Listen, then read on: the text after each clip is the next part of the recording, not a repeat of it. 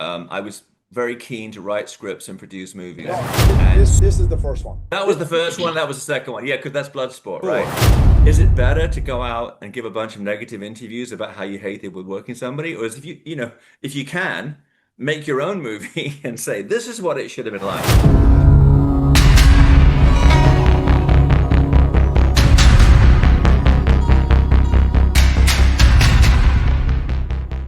You Everybody guys, is, man. are you moving location, Bay? We With the are. We're moving, closing up Kwai Fong, and we're moving to a new place in an area called Quarry Bay, which is smaller, cleaner, brighter. I'm also opening another branch in Hongzhou, which is a city in China, in Zhejiang province. Um, and that's going to be exciting. And we're working with a university there. I love Orange County. It's different than LA, but I'm And 15 you're minutes. doing action and stunt work as well with Uh, James. yeah, mainly action stuff. I do mainly acting, but I have a lot of Yeah. martial arts background and have done some stunts. I was Nick Jonas's stunt double Oh, that you got my were. career. Yeah, that got my career started. What The was he doing that would require stunts? So did you ever see the TV show Kingdom with Frank Yes. Grillo and Oh and yeah, yes, he was on that, yeah. right? Yeah, I so have I heard did that. I did all his fights. I did all that stuff and yeah, that's kind of how I got my foot in the door. I just walked in, I had a regular scene. I was supposed to have two or three lines. And when I walked in and checked in, the lady's like, "Oh, we don't need fighters today." Because I come in and I have like a wife beater on and some shorts. And I was like, "Oh no, I'm here to check in." And she's like, "Well, we gotta." I was like, "Well, I used to fight." She's like, "I thought you were a fighter." And she's like, "Well, we gotta introduce you to Joe." Well, I didn't know it was Joe Daddy Stevenson, which is a UFC Hall of Famer. And then I started talking to him, showed him some of my fights, and next thing you know, he pulled me on as an actual fighter for the show. So You just were fighting MMA?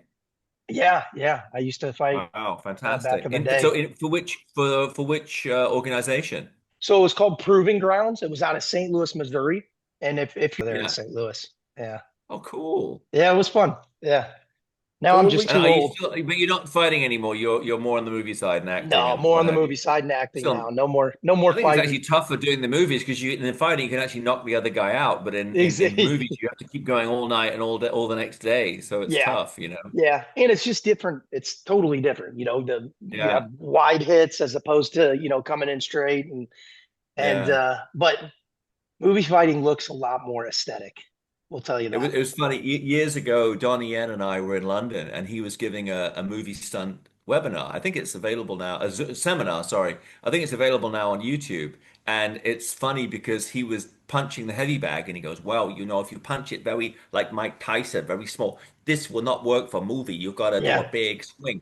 And he mentioned Mike Tyson, and years later, he was doing the Yip Man 3, is it when he fights Yeah. Mike Yeah. Tyson? And I Yeah. normally never go to other people's movie sets because it's so boring. But for that one, Donnie was like, "Yes, for him you came. For Mike Tyson you came." I think, "Yeah, I want to watch you fight Mike Tyson." So I went Yeah. up to Who Shanghai, wouldn't? and then it was so funny. I said to Mike Tyson, I said, what's incredible was the years ago when Donnie was doing this thing, and he was saying, "If you punch like you for a movie, it ain't gonna work." And he goes, "Well, it's working pretty good today." And I was Yeah. like, "Yeah." Yeah, he Tyson's gonna look good no matter what he does. Okay, That Oh, dude's he's just funny. so fast. let's get the ball rolling and then we I'm can. ready, man. Take it All right. away. Okay, welcome to the Blood, Sweat, and Cinema podcast. Today, Zach and myself have the one and only Bey Logan, uh, Indeed. Happy martial to be art, here. martial artist, author, film producer, and many more things. Bey, welcome. Thanks for Thank coming you. on. Thank you for having me. I've been watching this and loving it. I think you sent me the Jeff Speakman one today, and I Yeah. flashed back to when you brought him on the set of The Medallion back in the midst of time in Ireland. In And Ireland. when we first met you don't know this, Zach, but I did a movie, I wrote and produced a film with Jackie Chan called The Medallion, which Yeah. I can't even know, I don't remember now why, but we went to shoot in Ireland. And I was like kind of every kind of guy who wanted to be in a Jackie Chan movie came out of the woodwork. But the only one I'm really still friends with is James because he was so impressive. And he came out and he was showing Sammo all of these kind of like Kenpo Oh yeah. flows of movement. And then he says, "Yeah, I've got this guy coming in. It's Jeff Speakman, who I knew from my magazine days, my Yeah. previous career." And he Yeah. came by one morning and he met Samo and he met Jackie, and it was just so much fun. That's Time awesome. flies. Yeah, You, you, Jeff's a really good guy, man. He He really that is. is that the morning, real deal.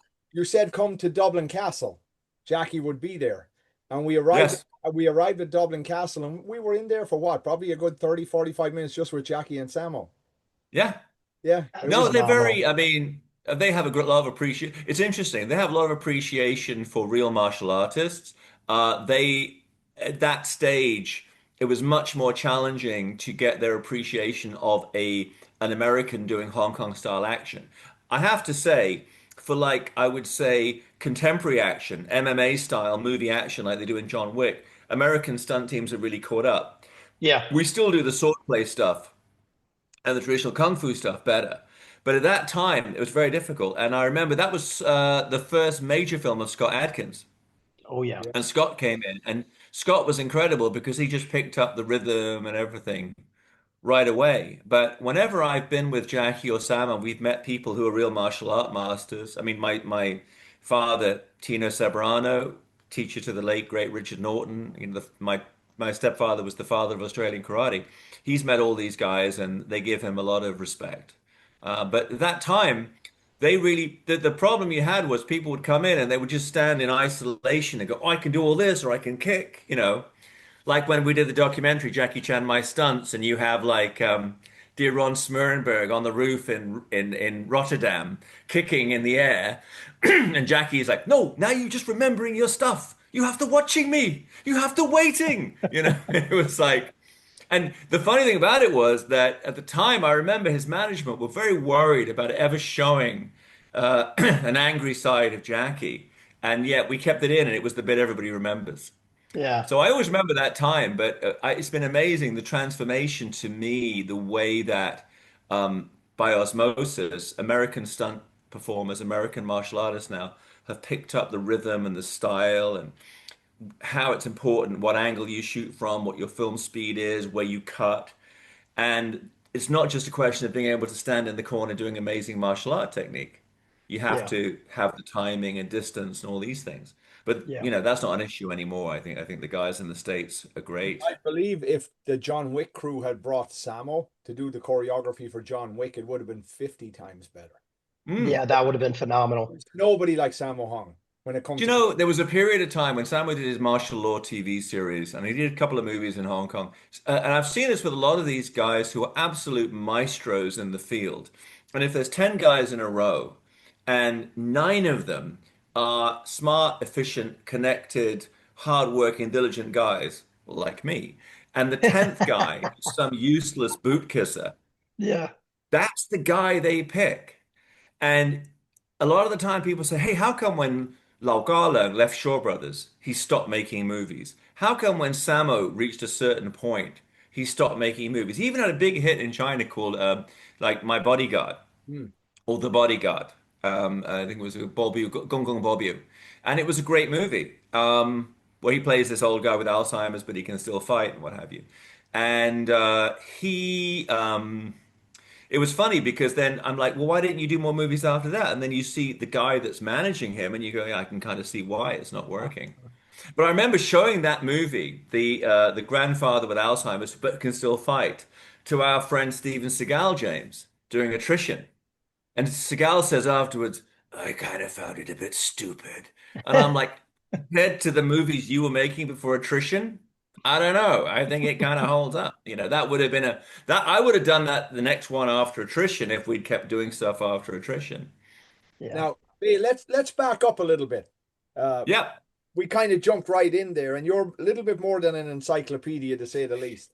So you I've been described by Mike Leader as a living suppository of Hong Kong film information, and I take that as a compliment. Thank you. that's Thank you. let's back up. So you grew up in England. You were I did. by profession a journalist, correct? Yeah, it's interesting because I think there was a kind of magic because my mom, who was Australian, became pregnant with me when she was 15. So I was born in England and raised by these very square English parents. My dad was an accountant, my mom was a nurse. But yet, from my very early years, I was desperate to do Asian martial arts, movies, music. They didn't know what to make of this cuckoo in the nest. On the other side of the planet, my mom was doing karate with my father and training with the great Gogen Yamaguchi, the cat. and they were doing martial arts in Australia, and I was doing martial arts in England, and we kind of knew of each other before we even met. So That's it's a bit awesome. like truth is stranger than fiction because fiction has to make sense. So I was growing up in England, but passionate for martial arts, even though my parents, everybody was like, huh, Feng Ku, what is that, But that's what my biological family were doing in Australia, and music and film and all the things that became the passions of my life. So yeah, I grew up in England, and then as soon as I could have a career that revolved around martial arts and martial art movies, the first one was being a magazine writer and interviewer. And then later, just very luckily, that's the one. Oh, Oh, heavens. damn. Oh, my goodness. That was, and Jean-Claude always remembered, I put him on his first magazine in England. And I think I did the first interview with him and Sheldon and Gladys, with Sheldon and Gladys were there. Sheldon Letitch and Gladys Portuguese were there. It was Jean-Claude, it was a YMCA in England. That's right. Oh, And you that's see, we awesome. had such a good time. That was the beginning of my long, not as deep a friendship as James has, but my acquaintance with Jean-Claude over the years. But that was the first time. And then I got offered. There's a guy, kind of wild and crazy guy, Mark Houghton, who had moved to Hong Kong before me, and he said, "Hey, he knew somebody in Hong Kong wanted to make a film." And Mark, bless him, that was the first one. I think that was the first one. I think I'll No, have That to go looks back. great, no, man.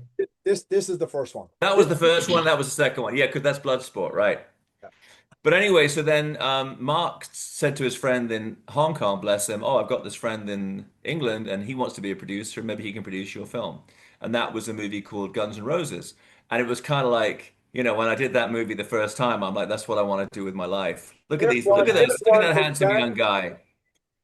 I see pictures of me and I'm better looking than a lot of the guys that became actors. Look at that. I should have pursued that shit Now, Bey, seriously. Bey, Anyway, let's talk about this a little bit. So, by when all did means. when did you first encounter Jean-Claude, and where was this photo shoot done?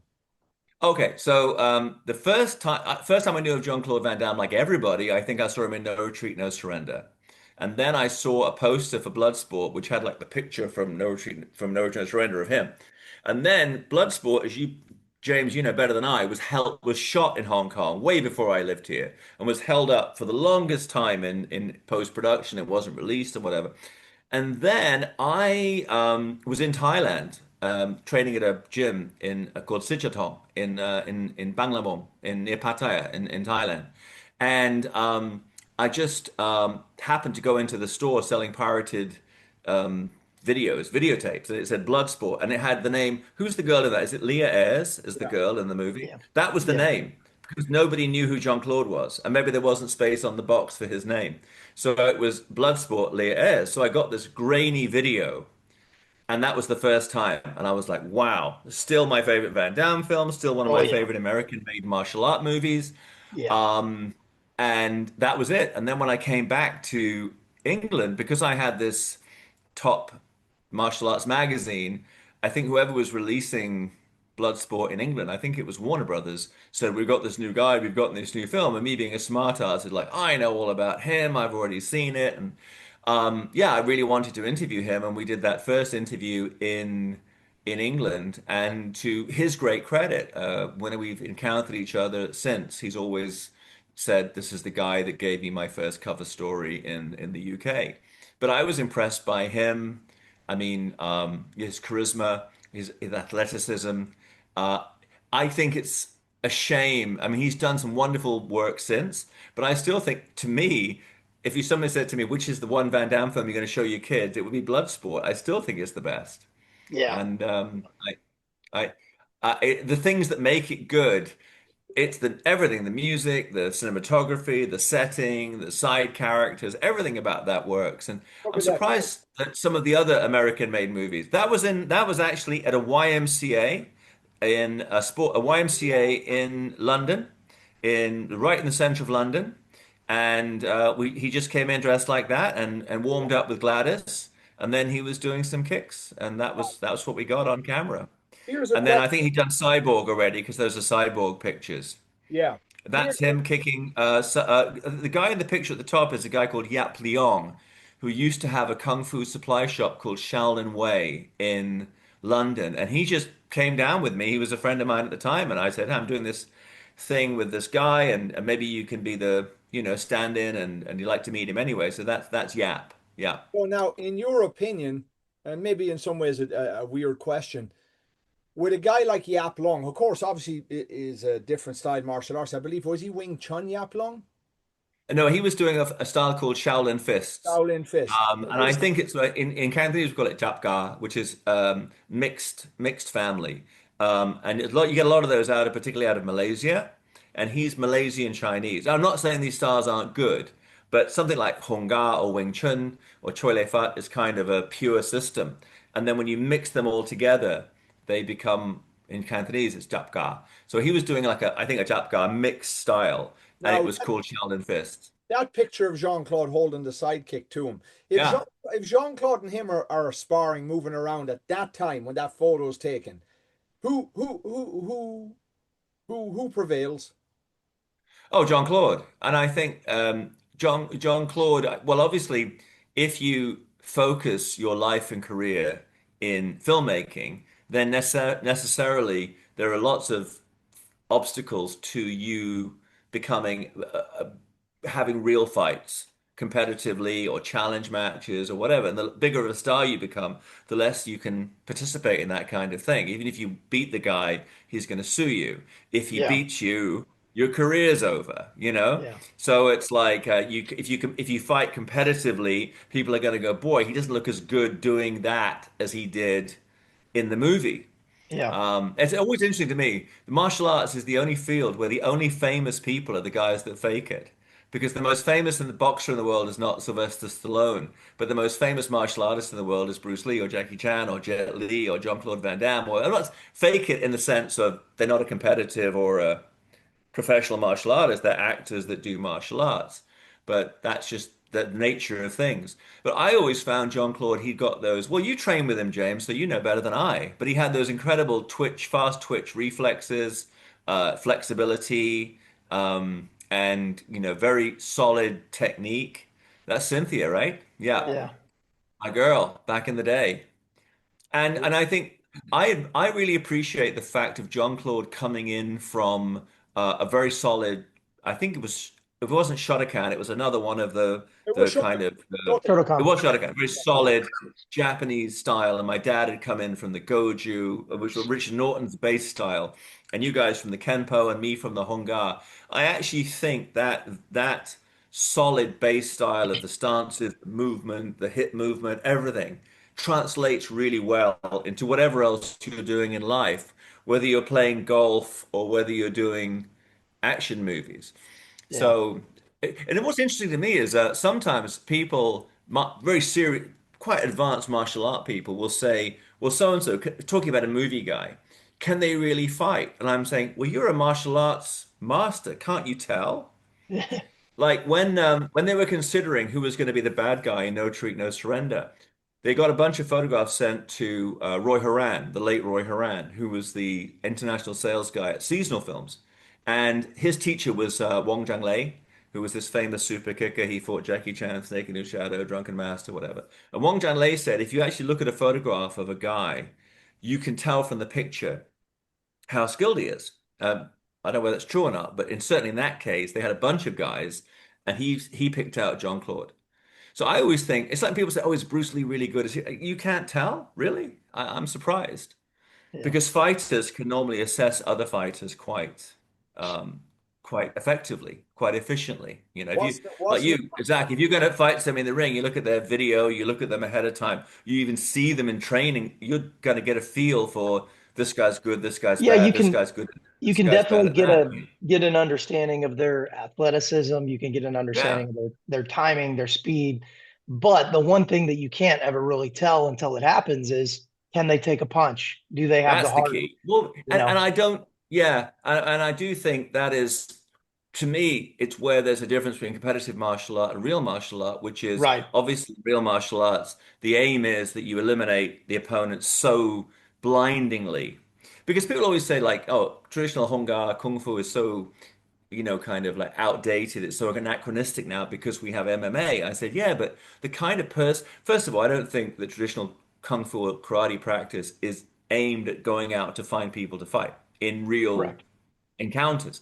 But the kind of person that you would have to fight is not normally a highly trained martial arts champion who wants to get paid to do it. It does Right. happen, but it's highly unlikely. When I think of the occasions in my long life that I've had to defend myself or, lay a smack down on somebody, it was never, it was somebody who crossed the line in some way, but it wasn't like some martial arts champion who, kind of, well, gee, I've got to go figure out how to fight some MMA 18-year-old MMA pumped up dude. So I Yeah. always thought that was wrong. Basically, because I think, and I'll probably get shot down for saying this, I think most of those combat arts are primarily effective between the age of 18 and 30, 35, and then you have a tail off. And the reason James does Wing Chun is he's figured out that Wing Chun you can actually use for your whole life, and the technique is not dependent on pure physicality. Right. James, do you concur? Yeah, I do. I mean, one of the reasons I do it is because I like to study different martial arts. But yes, your hips and your back will last you so long. I mean, Yeah. you will not be able to kick like this. Anytime from 30 on, 35 on, your kicks won't be as good. They may be good enough, but they won't be as good. And by the time you're 40, 45, 50, your body will change every 5 years and you'll be able to kick less and less. Whereas with Wing Chun, you can do it, and many other arts, by the way, you I can do always, it. yeah, I always saw these photographs people showed me of them doing this kind of like 180 kick, and I was like, but how many times are you going to fight Kareem Abdul-Jabbar?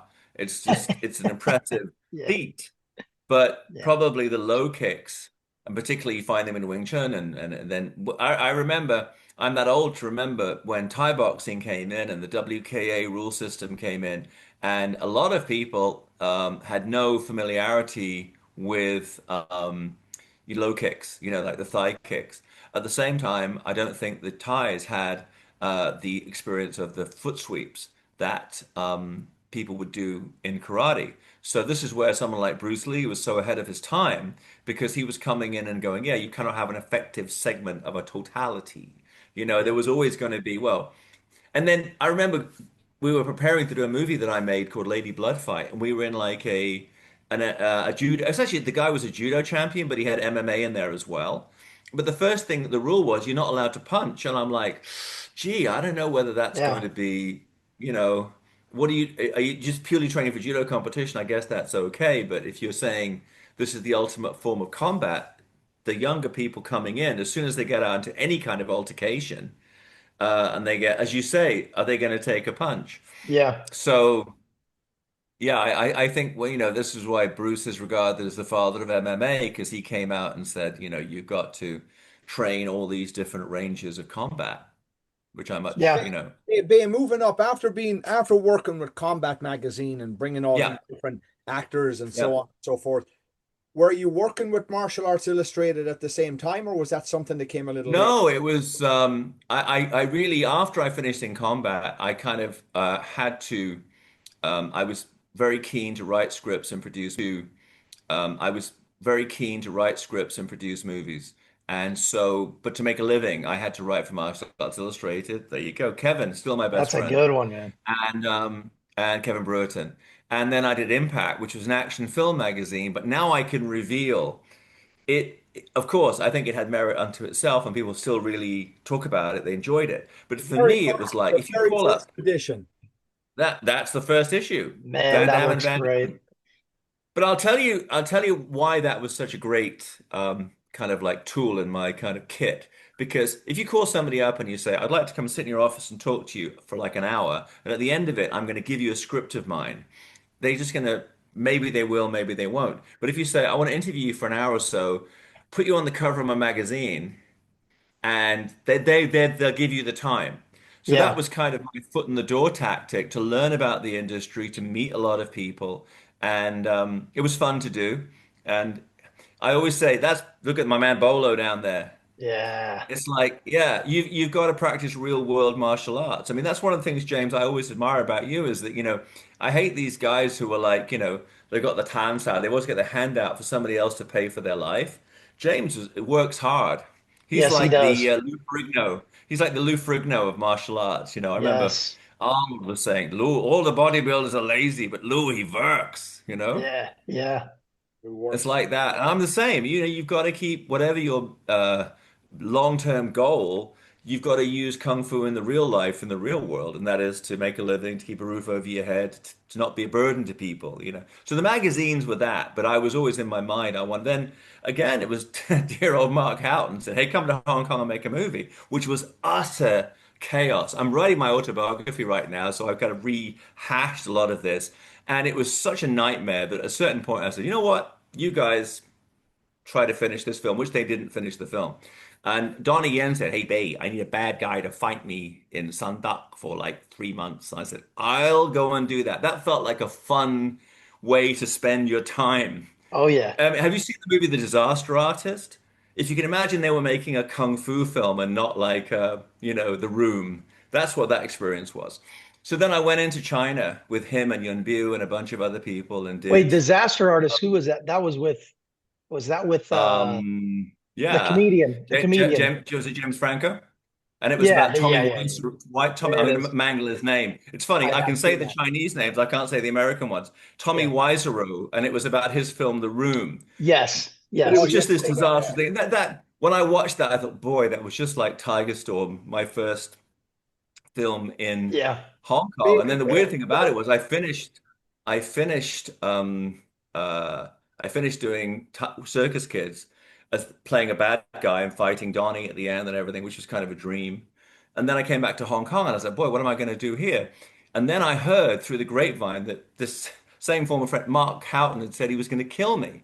So I was like, well, now I'm definitely going to stay because if he'd said, if you leave, I'll kill you, I would have left. But if he said, if you stay, I'll kill you, then I had to stay. I couldn't, I'm that odd kind of character. As soon as I hear someone said that, I have to stay in Hong Kong. Yeah. And then the movie that we were doing, Tiger Storm, evolved into White Tiger. And then the only people I think they kept on to finish the movie was me and Gary Daniels. The longest story in the background there. It'll all be in my book. Hey, But before we move that forward, was my first film. I want to Yeah. ask you about this when you spent time with Wang Xianglong. Oh, wow. What an amazing experience. How I how did mean, how did that come about, and what was it like, and what? it's really interesting because I mean the guy who was the student of Wang Shenlong who set up those seminars in London and who introduced me to him was Nino Bernardo, who's still teaching Wing Chun and now lives I think on Ibiza. And I hosted a big Return to Hong Kong Glory Days seminar for Nino at my Marshall Club. That's him, and then we used that cover I think to advertise the seminar. And Wang Shenlong was amazing. At that time, I spoke no Chinese, so Nino had to be my interpreter. But I greatly, he came to Hong Kong, sorry, he came to England several times from Hong Kong. And I got to have lunch with him and Wang Shenlong, and I got to sit late in the evening. He'd be smoking and drinking brandy. And um, I could ask him, it felt I could ask him anything, and he would talk about Bruce Lee, talk about the night of Bruce Lee's death, talk about, Yip Man, all these things. And I, it's really interesting. I guess at the time, you don't think I'm in the presence of history. It's later that you really realize how valuable that was. And there's another guy who's a very classic figure in Hong Kong Chinese film history called Quan Tai Hing, who played Wong Fei Hong in like 100 black and white films. And I got to spend time with him. But at the time, I was just like, yeah, great to hang out with Quan Tai Hing. But after he passed, and Wang Shenlong passed away far too young, you really think back, man, I'm so glad I did spend time. And now, I think I should have spent even more time with these Yeah. people. Yeah. But the time I did have was really appreciated. And that was the magazines. It was just great because you didn't have to hustle to get people to see you. They would knock on your door and say, I want to see you, I want to talk to you because I want to be in your magazine." So that was kind of Now, did you that have that was the way it worked. did you have a chance to see him do much regarding Wing Chun? Because everybody says regarding Well, the system, yeah, I mean, look he like a was, tough guy. yeah, his nickname in the old days was Gong Sao Wong, t King of Talking Hands. And so that was in his youth. He was famous as a street brawler. By the time I knew him, he was a middle-aged, chubby, chain-smoking guy. But you still could feel when he did Chi Sao, when he did any technique, the speed and power that he still had. So then if you take off, 30 pounds and 20 years, and you had this fierce guy. I mean, the thing is, I think the fact was just that packs out, the initial shock of that, and then these punches that come at you in a straight line. That was a huge shock for the people from Choi Le Fat or White Crane or, whoever they were fighting with on those rooftop matches. And he was the king of that. So you could feel that that was still there in him, definitely. But to be honest with you, James, I mean, my memories of these guys a lot of the times is more about their knowledge and the personality. Um, because the fact is that probably, if you're realistic, if you'd had it's like what happened with Emin Boztepe when he fought with William Jern. William Jern was a bit of a, kind of a brawler back in the day, but by the time Emin got to him, and Emin's like this muscular. Have you met Emin? You must know him, Yeah, James. one time I met him. Yeah. Yeah, a muscular Turkish German, and he was a wrestling champion, a boxing champion. He'd done like 6 months of Wing Chun, and he kind of like, of course, William is not going to be a match. That doesn't mean that William's knowledge and his experience doesn't have value.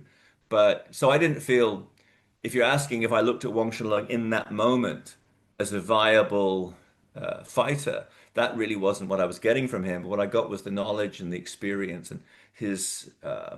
What one I always remember one lesson. I asked him if you had to just take one lesson from Wing Chun and it was the best one, what would it be? And he says, in Cantonese, it's Lat Sao Jik Zhong. Now, Lat Sao Jik Zhong means lost hand, strike forward. And what it means is when there's a gap in your opponent's defense, you don't think, feel. You don't think, you react immediately. And the number of times in business that I've had an opportunity and I've seen this with other people where it just goes because they're so tripping over themselves and shall I, shan't I? Maybe this will happen, maybe that will happen. And then I would just think back to the voice of Wang Shenlong, Lat Sao Jik Zhong. The lost hand, you go forward. And it's definitely, I've had a eventful and, rewarding life. So that was a principle. So that was the kind of thing I got from him that meant a lot to me. But he didn't teach me the death touch or anything. Now, when you talk to Quan Ta King, Yes. what was that like? Because I remember seeing that at the time in Combat Magazine. Like Yeah. I want to meet Quan Ta King, you know? Well, he was the only Kung Fu movie star who was actually in the phone book because he had a Chinese apothecary in North Point. So you could actually look up his address and show up there, which is what I did. And I always remember the very first time I went there, and he was getting, it's funny, I said getting on in years. He's probably about as old as, he probably was as old then as I am now. But for me at the time as this kid, I was, oh my God, it's this ancient Wong Fei Hung. And he had in his apothecary, he had this metal pole for training, and he asked me to pick it up. At the time, again, I would say no Cantonese. I think there was somebody else there, but you can get point, pole, lift. And I lift this thing one time, and I'm like, geez, I don't let the old man down. So I pick it up. Oh God, I could feel my back popping. I put it down. He, mind you, I guess he was in his late 60s, picks it up and does all these motions with the same pole that I've just had a hard time lifting up even one. And I'm holy.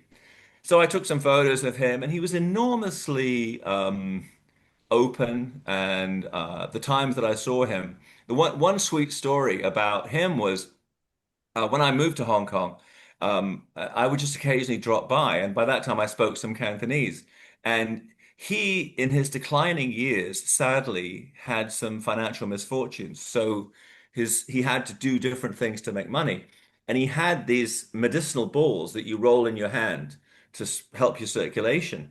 Yeah. And I went up there, and he was sitting at a table putting them in the boxes that would be used to send them out. And he was doing it himself. And I just sat down and without a word, he would hand me the ball, I would put it in the box, I would hand him the box, he would put it in the ball. And we were sitting there and I was just thinking in a movie, you just pull out and you'd have this rather sad, skinny white guy with nothing to do and this rather sad old Bela Lugosi of Kung Fu. And we were just sitting, it was like Ed Wood. We were just sitting there having that quiet moment. But I really treasure those experiences. I think it was, we have a saying in Chinese where you talk about a twilight industry when it's like a business, I guess, like, bamboo lantern making. And probably in 10 years, no one's going to do it anymore, but you still see a few shops in Hong Kong. And he was a twilight warrior. So yeah, but he was fascinating and very open, He had very strong opinion. I remember I asked him who was the best at playing Wong Fei Hong apart from you. He says, "Oh, I don't want to say because they'll offend the others and what have you." And you know, in the old days in England, James, you know about this. We used to have fish and chips in newspaper. Yeah, yeah, He yeah, yeah. would never use newspaper in that way because he felt it offended the writing of Wow. the journalists. So he never wanted to use newspaper. And at his last birthday party, the host was a Wing Chun master called Leung Ting, who I'm Oh, sure you know, James. Have yeah. you met Leung Ting, right? I have not Dr. met Leung Long Ting. King, but I'm But well you know aware. who he is. Oh, very well, yeah. Mm. So he was the host. And out of the blue, he says, "Well, it's the birthday of Quan Tak Hing, who's famous for Wong Fei. Luckily, we have a Hung Gar master in the audience." So I was like, "Oh gosh, who is it? You know, I can't wait to see him." And he goes, "Bey Logan." It was like, you know, the Jaws zoom. What? And he says, "Who's now going to perform for us?" And here he is, boys and girls. And I was like, "God damn!" Like pressure. So I did my Gongji Foot Fu Kyun for Quan Tak Hing. It was such a privilege. Yeah, and that was his last birthday as it happened. I'm sure the two events weren't connected, me performing the form and him passing on to Kung Fu What Halla. was Sekin like? Oh, Hara.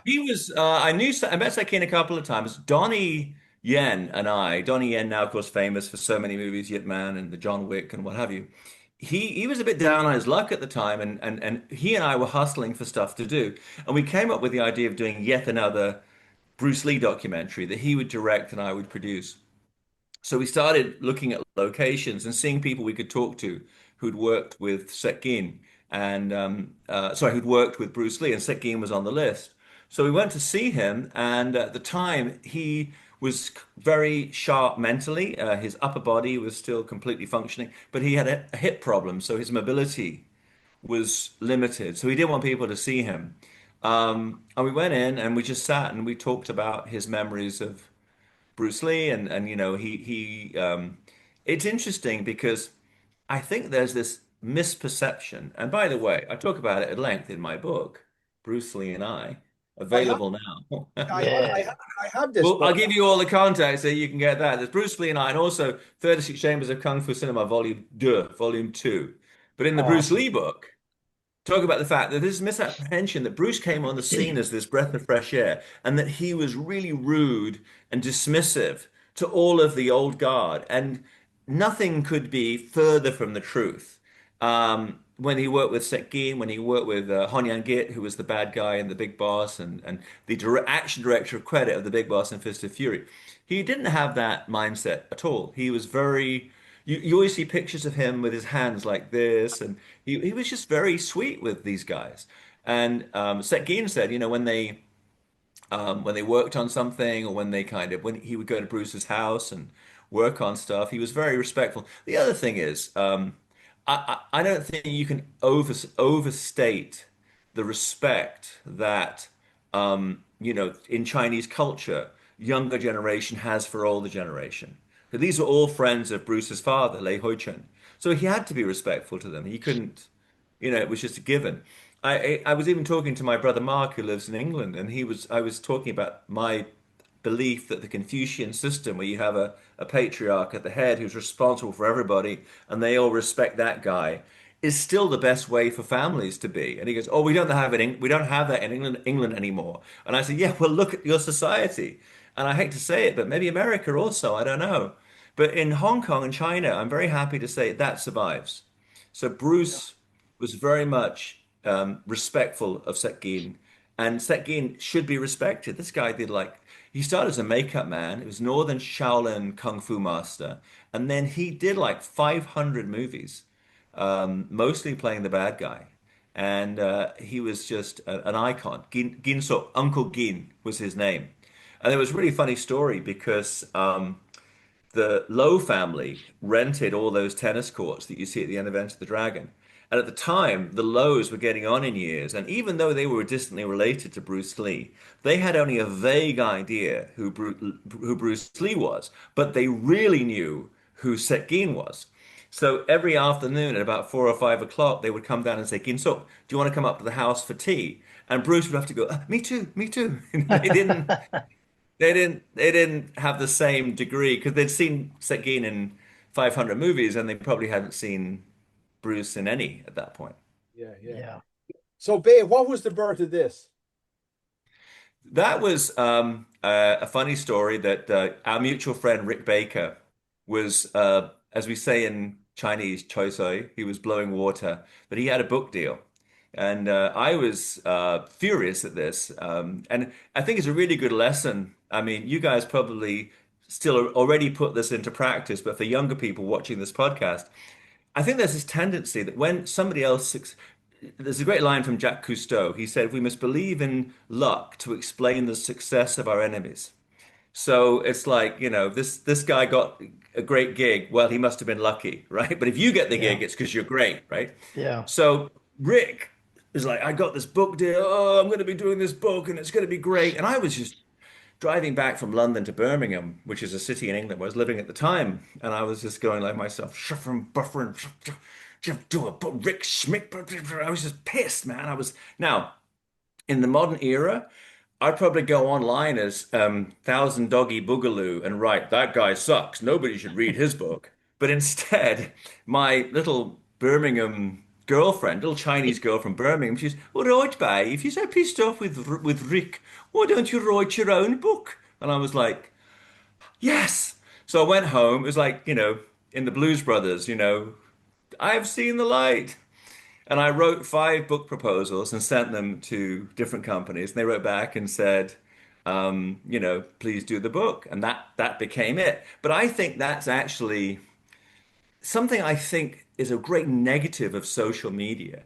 That back in the day, when the Beatles and the Stones competed with each other, when Jackie Chan and Sammo Hung competed with each other, like with me or another Hong Kong film expert competed with each other, the people that won were the audience because Yeah. each of us was trying to do better and the work we did entertained a mass of people. But now it's become, you look at your phone and everything's like, this guy sucks, that guy sucks, shock horror about so and so. And it just feels like it brings everybody down. It's less, Yeah. it's Yeah. if you enjoy it, then you're rolling in the gutter. And if you don't enjoy it, you get it thrown at you anyway.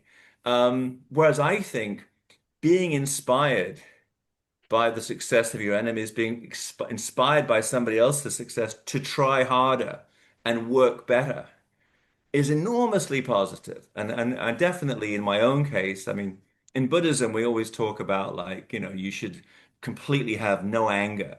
I actually don't necessarily agree. I think anger can be useful because you go, even though I'm up against it, even though the odds are against me, even though this seems insurmountable, I won't let the bastards win. I mean, by that, I mean Yeah. my enemies. I won't let them have the satisfaction. You I have channel it. to. Yes. And I Channel think it. this, yeah, so I think in Buddhism, we say you got to turn poison into nectar. So you take something that's really bad for you and you turn it into something good. Yeah. And that was how the book came about because I was And really angry at Rick and I turned it into that book. So thank you, Rick, wherever you are. I So, think when it comes P.S. to Go on a diet. So what? jealousy, that's a really good thing. People get jealous of certain people, they get upset, they rain on their parade. But really what that is, it's a spotlight shining down on possibly a missed Oh, sure. opportunity for you. And if you look at it like that, you've turned it into gold. There's so I many mean, people in this world that have yeah. done amazing things because they saw somebody else do it, it pissed them off, and they went and did it too. I mean, there's So two reactions. There's one is that you're inspired by an idol like Bruce Lee. The other is when somebody who you consider a contemporary has a success and you think, damn, that should have been me. And then you go yeah, to yeah, you create it can do. yourself. Yeah, yeah, But I guarantee you, when this interview comes out, certain guys who should know, who should not be named, would be writing in the comments, this about me, this guy sucks. He's like, why? But so what? How does it benefit you? Even if you're right, I'm an awful right, human being, no talent, I should crawl away and die. How does that help you in your life right, and your achievement? Wouldn't you be right. better off writing your own book, your own script, make your own movie? Have your own family in your own life than Yeah, attacking me and mine. This is the thing I don't really understand is how it benefits you. Like the line I always use, Nelson Mandela said that, holding a grudge is like drinking poison and expecting the other person to die. yeah, And I've had to learn that because, yeah, yeah, you get mad at people and you're holding a grudge.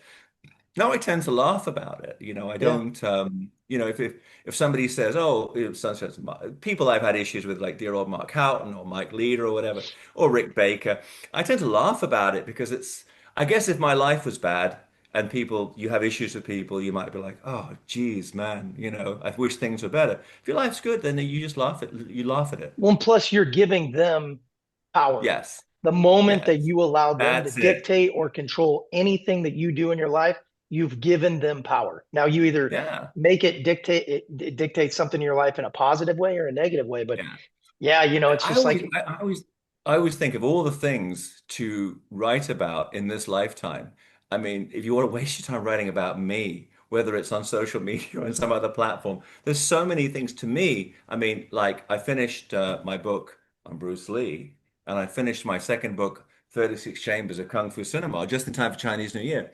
And I'm working on my book on Jackie Chan and I, and I'm working on my own autobiography, and I want to do a book on the great Lau Gala, who was a fantastic director at Shaw Brothers. I want to do a book about the Kung Fu TV series phenomenon. I just feel every day when I feel satisfied that I did my best, but as a creator, obviously I'm doing other things as well, documentaries and films and running the school and whatever else. But I always feel, boy, I wish there were more hours in a yeah, day. yeah. Um, It you know, it's rapidly like closes quick. You gotta get I it had out a there. I had a pitch for a movie. Actually, I don't think I'm ever going to make it, so I don't mind sharing it with you. But it was about a slacker who realizes that he'd look at the clock and it's 12 o'clock. He looks, it's 5 in the afternoon. He goes, well, where did the day go? And all he does is smoke weed and play video games. And he Yeah, finds there's another species of being on Earth called time vampires, and they steal time from people that don't use it effectively. So, like Shakespeare or Einstein or Stephen Hawking, their day is like 48 hours with all the time they stole from other people. And it's funny because I actually pitched that at a major studio, and the guy says, "You know what? I don't think I'm going to buy the film, but I'm thinking maybe you're onto something." yeah. That is It's that like, is a why are good these people premise. so smart? And Yeah, where did that after? Because the funny thing is, every time I told somebody that, they said, "Boy, I know just what you mean. I had exactly that happen to me. I looked at the time and it was 12 o'clock, and then it was suddenly 5 in the afternoon. Where had the day gone? Well, the time vampires." yeah. So, be a question for you. For example, we see that we look at this, Oh, yeah. or we look at They this. would all have been thrown away had I not saved them. That's Prodigal Son. I was on the set of that movie when I was 19 years old. I just got off the plane and went up to Golden Harvest Studios, and they just let me walk up. And then I went into the studio, and there's this figure, which was Sammo in that old age makeup, doing some kind of movement on a wooden dummy. And it was really funny because I think nobody spoke Chinese. Sorry, nobody spoke English, and I spoke no Chinese. So Question: you whatever could happened to that wooden dummy? That's a question, isn't it? If I knew then what I know now, I would have snipped off a bit and I'd have sold it to you for a lot of money. But I didn't have I had no idea what that movie was. I vaguely knew Sammo because he fought with Bruce Lee, Enter the Dragon. Didn't know who Yuen was or Lam Ching Ying or Frankie Chan, didn't know anybody. I just like didn't know what Wing Chun was. I just thought this is so cool. And then it was really interesting. The cry went out, who speaks English? Who speaks English? Then a guy came to see me, and I met with Sammo and talked with him, and it was amazing. It was just That just was a yeah. 1981, 1980, That 1980. was 81. The film was made, so I guess I was in Hong Kong the first time in 81, and then when I went back to London, I'd found a theater in London Chinatown that showed Hong Kong movies, and I just saw the poster and I recognized all the guys. I couldn't read Chinese that time, so I was like, "Boy, this is that film." So I went to see it more for the kind of unusual interest. Boy, I was on the set. Then when I watched it, I was like, to this day, Prodigal Son by Gajai is one of my So, favorites. so question, Bay, a simple question, not such a simple answer, answers it. What made that Hong Kong cinema era so authentic, so brilliant? I mean, even when you look at this, like look at this set. I know I mean, that's actually in Korea. yeah, So look at this set. I mean, it's that's real. amazing. So what made Oh, it I'm sorry, such? no, that's actually in I think that's set no that set's in Taiwan. The exteriors are in Korea. But yeah, no, I mean I think what happened was that you Hong Kong was very fortunate because it was under British rule, so it was a place with social and legal and kind of like stability. And because of the turmoil in China in the late 40s, you had kind of a diaspora of like highly trained Chinese opera performers, and you also had kung fu players who came down into Hong Kong and they had to make a living. So they started teaching Chinese opera and doing Chinese opera shows, and the kung fu teachers started teaching kung fu. And then when they started having the idea of we've got a Chinese audience, not just in Hong Kong, but in Taiwan and Malaysia and Singapore and an Asian audience, we need to somehow blend these together into a new form of entertainment. And that became the first generation of black and white films where they took 1,000 years of folklore and 1,000 years of tradition and they could create in the safe environment, which was colonial Hong Kong. And so the first studios sprung up. The first film actually was made by a Jewish American who opened a studio in Hong Kong. But thereafter, you had the Shaw Brothers coming in, which was the big transformation. But I think the influence, I think you're half right, James. There was definitely the influence of the solid, highly trained Southern and Northern kung fu practitioners, but also the opera, because from the opera you get all those rhythms and beats and the kind of the spectacle. Right, that's the scene behind the scenes of that's on the set of Prodigal Son, where it's set in the world of opera, which is something everybody was very familiar with. But I think the influence of the opera in terms of the rhythm and the execution and the flamboyance and the larger than life storytelling is where these two things came together and in a community where you could actually make films. I Like, look at that. laying the headbutt on Frankie Chan. Frankie's such a great villain in that movie. He's great because he doesn't seem like a villain. Is that your favorite movie too, James? Prodigal Son, Warriors 2. I mean, I have to say I like Prodigal Son more, but I like Warriors 2 Yeah. right there. Yeah, What's interesting to me is the fact that if you look at Sammo's Wing Chun choreography in those films compared to Yip Man, he's a genius. You see Shaolin Wing Chun, with snake and everything, what they were thinking is derived from the snake and the crane of Shaolin. And you see that in Warriors 2 and you see it in Prodigal Son. But when you see in Yip Man, it's kind of the Fat San Wing Chun before yes. it comes, and then later comes to Hong Kong. So he's kind of like showing the Wing Chun of that era. But I Is mean, isn't Sammo, who's isn't obviously a Sammo? genius. I was just going to say Sam was just a genius. If you look at his choreography in any movie, I mean, there's so many of them. It's just all brilliant. You could put Yeah. Well, Samo. have you ever seen the movie A Beautiful Mind? Yeah. I think It's so. about a Yeah. mathematician, Yeah. It's a Yeah, and it's really, played really Russell. It's great by movie. Russell Crowe, Yeah. and there's a scene in the movie where you see him look at a wall of numbers, and you see from his POV the It all illumination starts of popping certain out. numbers. That's how Sammo and Yuen Ping and Jackie and all the great Hong Kong choreographers, how they see martial arts. So I once asked Yuen Ping, when you made the movie Magnificent Butcher, you didn't know Hung Gar, Kung Fu. So how did you come up with all that? Because the Hung Gar in Magnificent Butcher is fantastic. And he says, oh, there's a guy called Ju Jiling who was in the film Kung Fu Hustle with Stephen Chow. And he was around at the time, also from a very famous Hung Gar family. And Yuen Peng said, yeah, we gave him a red packet, we gave him some money. He came to the studio and he just did all the forms for us and all the weapons for us, and we just look at it. And I said, did you video it? And he goes, video? We didn't have video. We only had film. So we didn't need to video anything. We just watched it and he could just watch it with that beautiful mind and go, okay, that's going to move for the camera. This is going to be good for the camera. And then same thing with Wing Chun, same thing with Tai Chi. Same thing later when Donnie adapted MMA for initially Sapolong, SPL, aka Killzone, where he had John Salvitti, who was his student, had been training a lot, and he says, "Show me all the MMA moves." And then you look him when he fights Sammo in SPL, it's incredible. You see, and then Flashpoint even more, Do scene when he fights Colin Chow at the end, and that was interesting because I remember Donnie called me before Flashpoint and he says, what do you think would be a cool ending? And I said, you know what you want to do is everybody always talks about the ranges of combat. So could you do two guys who are going to collide and it starts off at rifle range, then it gets to handgun, then it gets to blades, then it gets to fist, then it gets to grappling?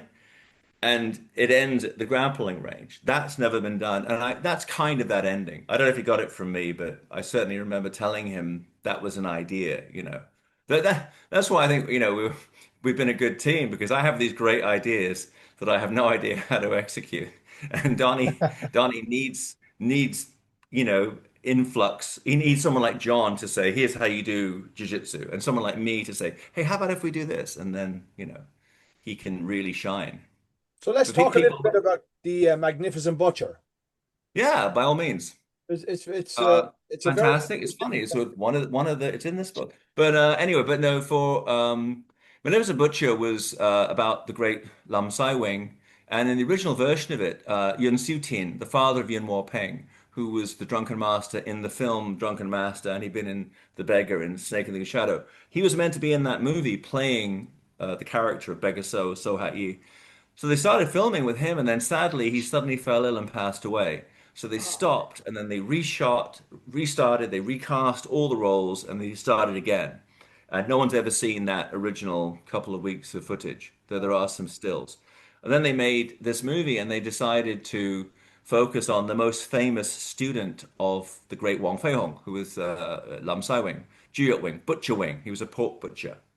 And he'd been played in the old black and white films by Lau Jam, who was the father of Lau Garlo, who was this masterful director at the Shaw Brothers studio. So Sammo was like, okay, he's perfect because Lam Sawing was not as big as Sammo, but he was quite heavy set. And I think Sammo was born to play a pork butcher. It's a perfect role for him. And as I say, Yin Ping looked at all of those movements of Duty Ling and then put this whole story together. And what I love about it is I mean, it goes back to when I was working with Jackie, and I just stupidly, as the writer and as the producer, saying to him, but Jackie, but this won't make sense. He goes, it doesn't matter. Make sense. Not make sense. What matter? Audience. They happy. And I go, okay. So that when you look at a film like Magnificent Butcher, you realize the that intention made real. It's like, what will make the audience happy? Amazing fighting, raucous comedy, maybe sexy girls, maybe even, I wouldn't say they enjoy, but if you have a very powerful emotional beat of sadness, of passion, of desire for revenge, the audience get that catharsis and in a different way they enjoy that. But purely focused on the audience must leave the theater going, damn. Like I showed a later Sammo Hung film, Pedicab Driver, the other day at a screening here in Hong Kong, because it's one of my favorites, and it was great because the audience never seen it before, and they all left the venue going, "Damn, that was a ride," because it's got action, it's got comedy, it's got romance, but the ending is quite dark, but also darkly humorous. So I think Magnificent Butcher just shifts tone really well if you watch it. The comedy. It's got our man Fan Moisan in there. yes, it He took does. over from Yun Siu Tin as the drunken master. And James and I had the opportunity to work with him on Attrition with the Steven Seagal and his son, Fan Siu Wong, who's incredible. Just spoke to him yesterday, actually. How is he? What's he doing now? Good. Well, it's funny you should say that. We're trying to do still a Story of Ricky, Lick Wong 2. So that's what we talked about. And I just actually, I don't know, I did Furies, my second Vietnamese action film. And then I came here and I realized my youngest kids were 15 and I was never going to have kids of my own around the house again. So the desire to go off to South Africa or Dominican Republic for 6 months, or like we were together, James, on attrition for like whatever kickbox retaliation, we're there for weeks and weeks and weeks away from home. Didn't have the same appeal for me. And just looking ahead now, I've actually formed a new company, and I'm looking to do different productions again. And one of them was to do Story of Ricky. So that's the name I have. So That's what we're talking about. where is he now? Is he in Hong Kong? He's in back and forth. When I spoke to him, he was in Hong Kong, but he mainly lives in Beijing, and he constantly works on film and television in China. And there's a bunch of guys. Actually, the young fella who I formed a company with, his name is Andrew Pong. He's the son of Chin Siu Ho, who plays the antagonist in Tai Chi Master with Jet Li. He's the other kung fu master in Fist of Legend, the guy that inherits the school. He was in Mr. Vampire, and it's his son and I are collaborating. And I always feel his father never really broke through. Fan Su Wong never got the credit he deserved. Somebody, Andy On. There's a whole bunch of people. I look at them, I go, that guy, given the right, roll of the dice, really should have been a major star. Jeff Speakman. I think Jeff was Yeah. so unlucky. I mean, he had such a great kickoff and then didn't have the follow-on vehicles, didn't have the right team. I mean, it's so vital. I mean, the success of Jackie Chan, so much of that was down in the early years to Willie Chan, Chan Chika, his manager. Did you ever meet Willie, James? I didn't meet Maybe Willie. when we No, were no, but no. he was, but by the time you were on the scene with Jackie, I was on he was less involved. But in the Oh, early was days, he in Ireland? Maybe was he in he Ireland? was, yeah, but I mean, maybe you met him en passant. But he was somebody who came and he spoke all the languages. He was well educated. He was articulate. He could explain stuff to Jackie. And I think if no Willie Chan, there would have been no Jackie Chan. And I think a lot of the times when I look at people whose careers haven't really launched as you might hope, it's not, I mean, to an extent, it's their fault because they stuck with or chose to be with, some manager or some, kind of partner where they didn't deliver what was needed. And it's really unfortunate when that happens. I don't know how to avoid it, but that's often the reason. I mean, I mean, to me, there's two basic reasons why somebody who you think should be a star doesn't is one, the audience just doesn't like them very much, despite the fact they're talented. And two, they have really bad management around them, and that kills their potential. And I thought Jeff must have been a victim of that to some degree, because you couldn't think why he didn't just do three other movies after Perfect Weapon. Or it was something to do with his contract with this Sal. Some That's it. I mean, and yeah, it's unfortunate. So there's a lot of elements in play. What I think has changed radically in my time in the industry was when I first started making movies, you had to have film. I mean, a strip of celluloid, and you ran it through a camera to film, kind of like Charlie Chaplin did. And then you would edit on this big Steenbeck, and you have to have the sound. You had to buy the film, and whew. It was an undertaking. And if you didn't do that, you shot on video. It looked like you shot on video. Now, if you put in the time and trouble and energy, it's the gap between what is acceptable from a homemade movie and what is acceptable from the studios is narrowing. Yeah. I think even Hollywood films, to me now, do they really look better? Because I look at the sci-fi films like Blade Runner and 2001, they really hold up. I look at the stuff made today, some of the effects, to me, they don't pass muster. They yeah, don't look real. And the effects work and some elements of the filmmaking, the way that they've got this super high resolution that it starts to look a bit too clean. It's like you're watching somebody's wedding video. Yeah. Whereas you look at movies from the 70s, they have that nice grain of yeah, film stock. But the good thing about that is that whereas in the old days you had 35 millimeter movies, which were professional films, and the nearest else was you're shooting on video and there was no comparison. Now it's narrowed out because you're going, I think Hollywood films are looking worse and indie films are looking better. The Yeah. problem I've noticed is when I deal a lot with prospective young actors, filmmakers, whatever. They come in, they go, I've got this great looking guy, and look at our stunt reel, and look at this, look at the muscles in this dude, and he's like this, like that. And I go, you know what the thing is? I don't think no one's ever come out of a movie going, boy, I really enjoyed that movie because the guy had great triceps. That was kind of a byproduct. What it is that the part that they rush because they have a camera. See, someone like Quentin Tarantino could only become a director because he wrote great scripts. That was it. If he didn't write great scripts, he would never have become a director. What happens is now that lonely, sad thing that I happen to love, which is sitting in a darkened room, tap, tap, tap, tap, tap, tap. They don't want to do that. We don't need to do that. We'll just copy such and look at this great action scene and what have you.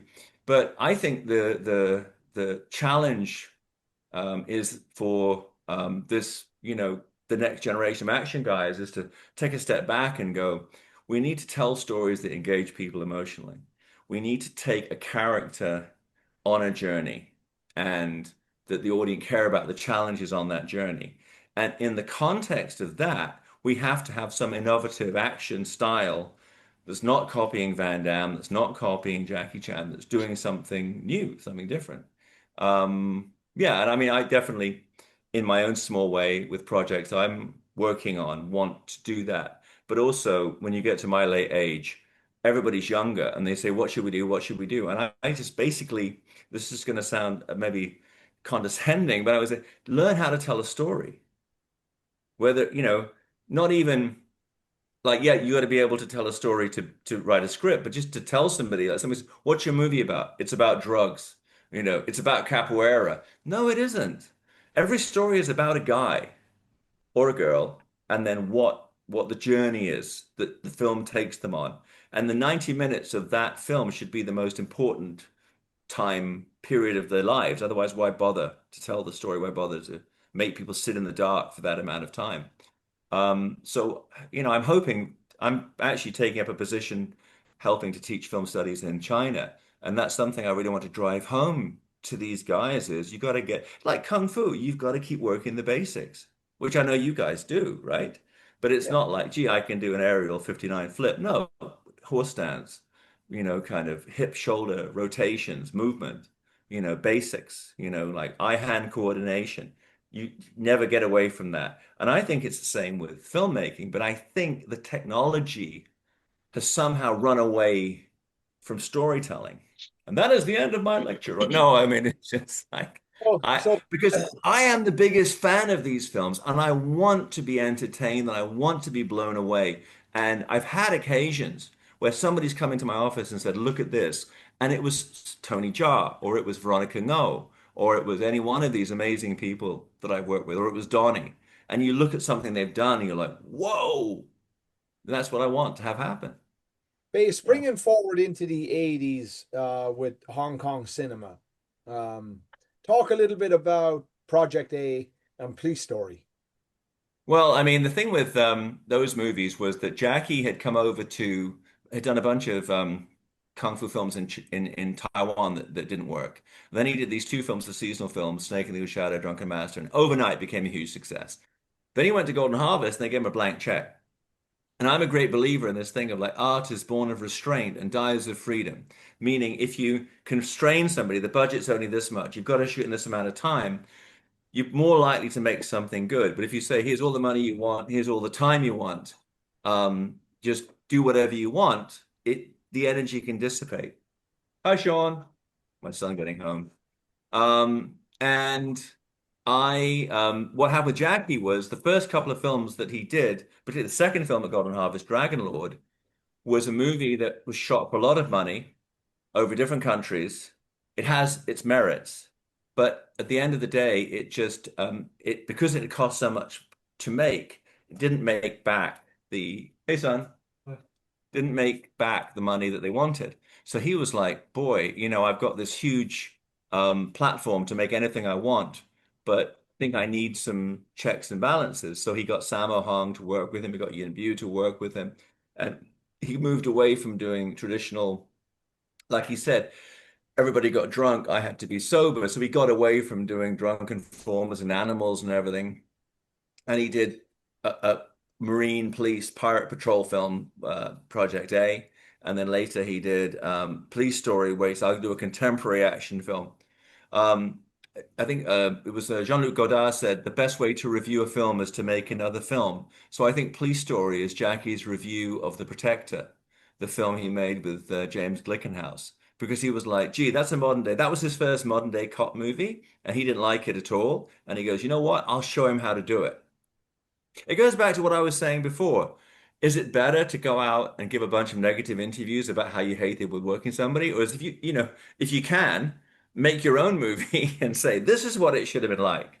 Because even though The Protector has found an audience, I don't think anybody loves it the way they love Police Story. So, it was those movies. I mean, Project A is interesting because it used to be whenever you said the name of the film, if the other filmmakers in Hong Kong knew what film you were making, they would do it first. So if you did like, Drunken Snake, they would do Drunken Snake right away. So calling it Project A you don't really know what it's about. The original title was Pirate Patrol, but he thought if I call it that, everybody's going to have their pirate movie out before mine is released. So that was Project A. Even Police Story, it's a very generic title. So Yeah. nobody knew what it was going to be before he did it. And then Jackie moved away from pure martial arts and he says, how do I use stunts? How do I use cars? How do I use glass?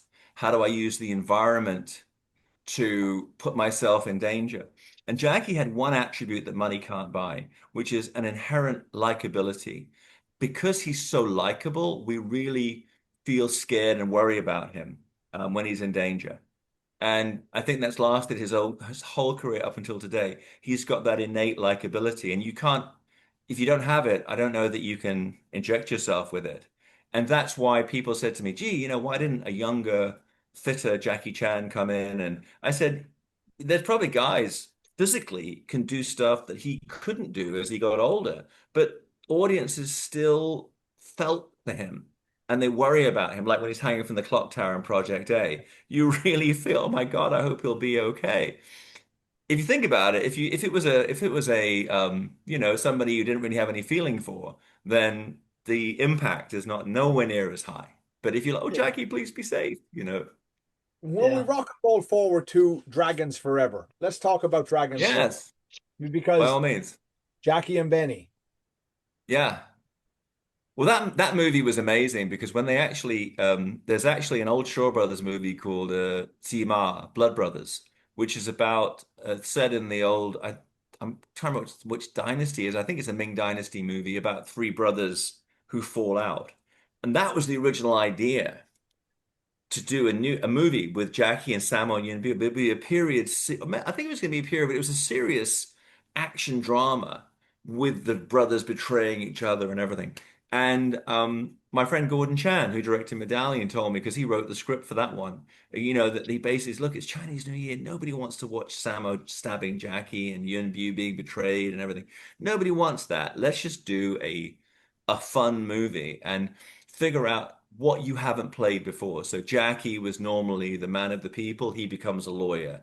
Sammo plays this kind of like hustler, like he's kind of like you know, yeah, he's kind of like a con man. And Yuen is this crazy, just plays crazy guy. And you put them together, and the villain is Yuen, your friend who you had on the other day, Yeah. our friend, who's so great, in the film.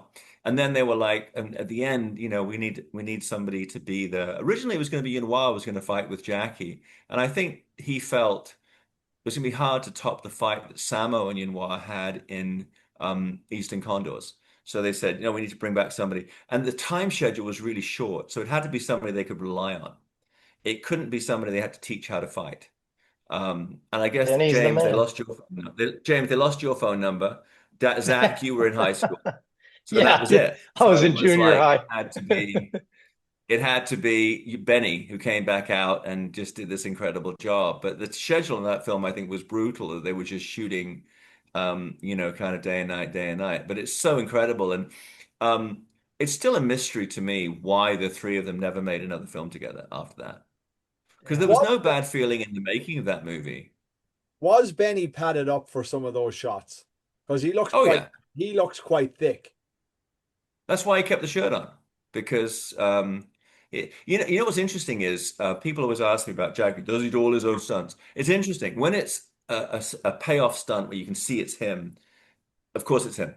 But if it's something really by comparison, relatively straightforward, like he falls on the floor on his back, that'll be a double because you know that the repeated, you guys are both in action, the repeated slamming of your body against any hard object, and particularly when you're a little older, it's going to take its effect. And the next morning, you can barely get up. And they didn't Yeah. have time for that. So they would always, Hong Kong film is incredibly pragmatic. They would just, like when they shot the whole ending of Once Upon a Time in China with Jet Li with a broken leg. It Yeah. was like, well, we got to finish the film, and if somebody can't do a movement, then we'll change the movement or we'll double them or whatever. It's incredibly pragmatic and they think on their feet. And, that's I think and that there's an immediacy to it. The other thing interesting that I don't think is given enough focus is the fact that up until Super Cop in like 1994, I think it was, Hong Kong cinema was silent films. They didn't record dialogue on the set. So whereas in America, you do a dialogue scene and you say, no, say it a bit louder, say it a bit quieter, say it more passionate, say it like this. They would just say, gubba, gubba, gubba, go, go. Okay, we did that. Now we can fight for 3 weeks.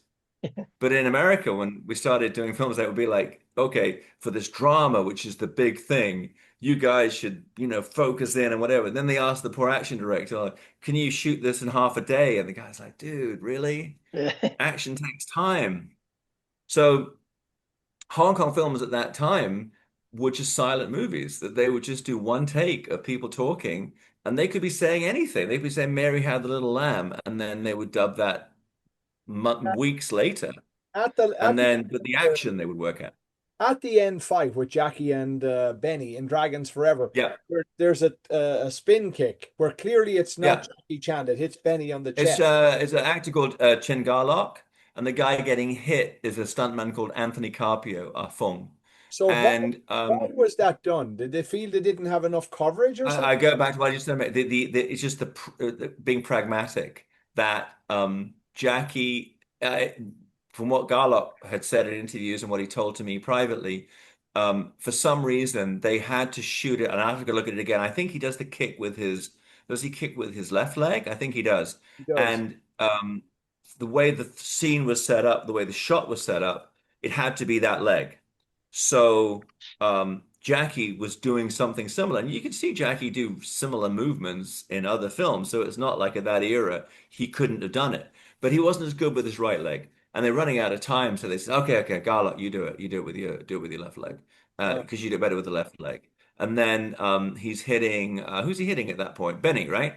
Yeah, yeah. and obviously you don't want to slam into Benny, umpteen times. So Afong, Anthony Carpio did that, and then they shot high speed camera to give it the impact. But of course, in the real world, it's slamming in with similar to the force that you would have if you got kicked for real. Because as soon as you take somebody off the ground and gravity takes over, then there's no brakes. It's basically Yeah. my leg is coming down with the force of gravity, and you just have to sit there and take it. And that was that. But no, I think it's you got to bear another thing in mind. Nobody making those films envisages that one day we'd be watching these things on Blu-ray 4K and Yeah. freeze framing like our Yeah. lives depended on it to see how it was done. They were going, if you watch it in the movies, you get away with murder because it's in the blink of an eye. And most theaters, to this day, they underlight because they want to save money on the power. So maybe less now with digital, but in the old days, if you went to see a movie in a theater, a lot of the times, particularly if it was the film had been around a while, it was not that well lit. So you got away with even more. Then video came in, and video didn't really have very basic freeze frame. Now with this 4K, you're zooming in and Oh yeah. pixelating, and you can see this and the other. But at the time, that was not a consideration. So nobody thought, you know what, we better have Jackie do it because in a few years' time, those fans are going to notice and it's going to be on IMDb. So, but yeah, Yeah. there are occasions when they really get away with murder in terms of like doubling somebody on camera to face the camera. And once you've seen it, you can never unsee it. But you can't believe you didn't notice it for all those years. Now, Yeah. when you look at Eastern Condors and you look at Dragons Forever, Yuen is absolutely brilliant in them. I think Yeah. I think he's just brilliant in those two, and he's good in a lot of like Iceman Comet and so on and so There's But there's never been, in my view, well, there were two guys at Shaw Brothers, Lao Sifu, Lao Garlang, and at Golden Harvest, Sammo Hung. These two people who had the ability to see hitherto unrealized potential in actors, not just even for action, but just for performance, and go, you know what, you're gonna play this. Actually, the prototype for the character Yuen plays in both those films is a film called The Final Test, which Sammo Hung produced. And like many movies of that era, it's a remake of a Hollywood original. It's a remake of a film with Sean Connery called Outland. And it starred Wai Tinchi, who's the brother of Wai Yin-hong, who's a famous actress at Shaw Brothers Studio. And it was like a very dark. Have you seen this one, James? The I had Final Test? it's the one with half the face is covered, right? That's the one, yeah. Yeah, yeah, Have you yeah. seen the film or just you've seen it, yeah. So basically in that movie, the end, the boss it's kind of a dystopian. Outland's actually filmed is set in space, but this is on Earth somewhere, but it's like a dystopian kind of post-apocalyptic kind of thing. And at the end of the film, the boss of the evil corporation, Yuen, is revealed to be a robot, and they have like a robot fight, and he picks up the hero and everything, and it's incredible because he's this wiry little guy who you thought looked like an accountant, but my God, he can really fight. So that was the first time you saw that from Yuen, and then he went to when they did Eastern Condors, they put him in, he plays this incredible. I think he's Cambodian, but anyway, he plays like a Vietnamese or Cambodian general. And then when they rolled into Dragons Forever. Like, yeah, let's do that. Let's just have him do that. And of course, later he played the landlord in Kung Fu Hustle. Yeah. But it stems back. Prior to that, he'd had a brief career. He played supporting roles at Shaw Brothers, but he was more of a character guy. And Sammo just, I mean, as much as he has a beautiful mind for action, he has a beautiful mind for actors.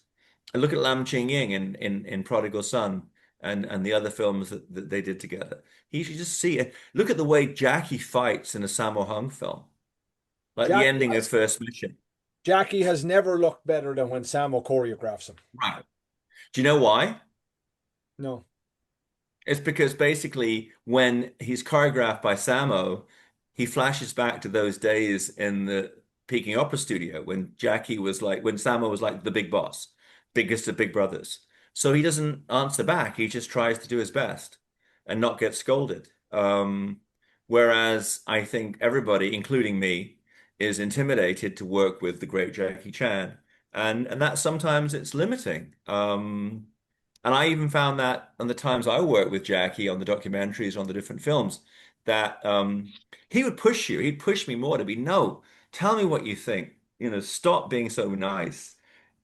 You're here because you're a white guy who's seen all these films and you know kung fu and you have this thing. So he wants that. But I would find it difficult because I would just step outside of myself and go, oh my God, I'm talking to Jackie Chan, and I would just be this kid watching in Peterborough, 28th Thorpe Avenue, Peterborough, watching Snake Little Shadow for the 99th time. And I'm like, oh my God, now I'm in Ireland and I'm kind of like writing a scene for and with him.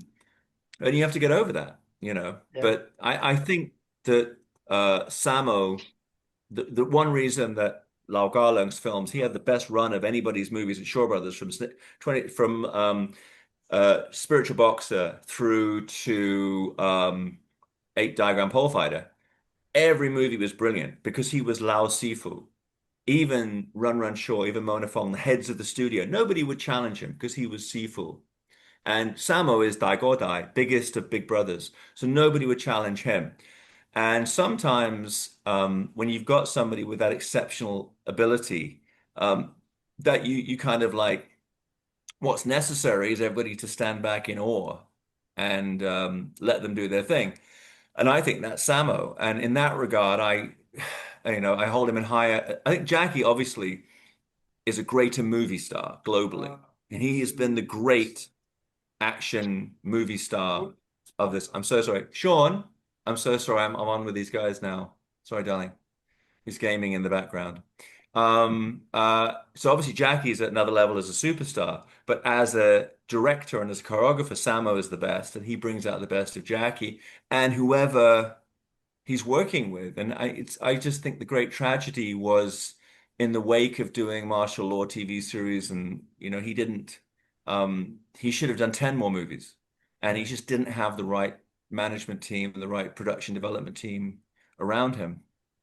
But John Q. he's still doing good work now. If you saw the Kowloon Walled City movie, he had a lot of influence on that, and he's had a big hit come out that was he helped to choreograph. So he still has a lot to offer, no question. Why did Yun Bu not become a bigger star globally? Because I mean, he's phenomenal also. I think it's interesting. I mean, there's a combination of elements.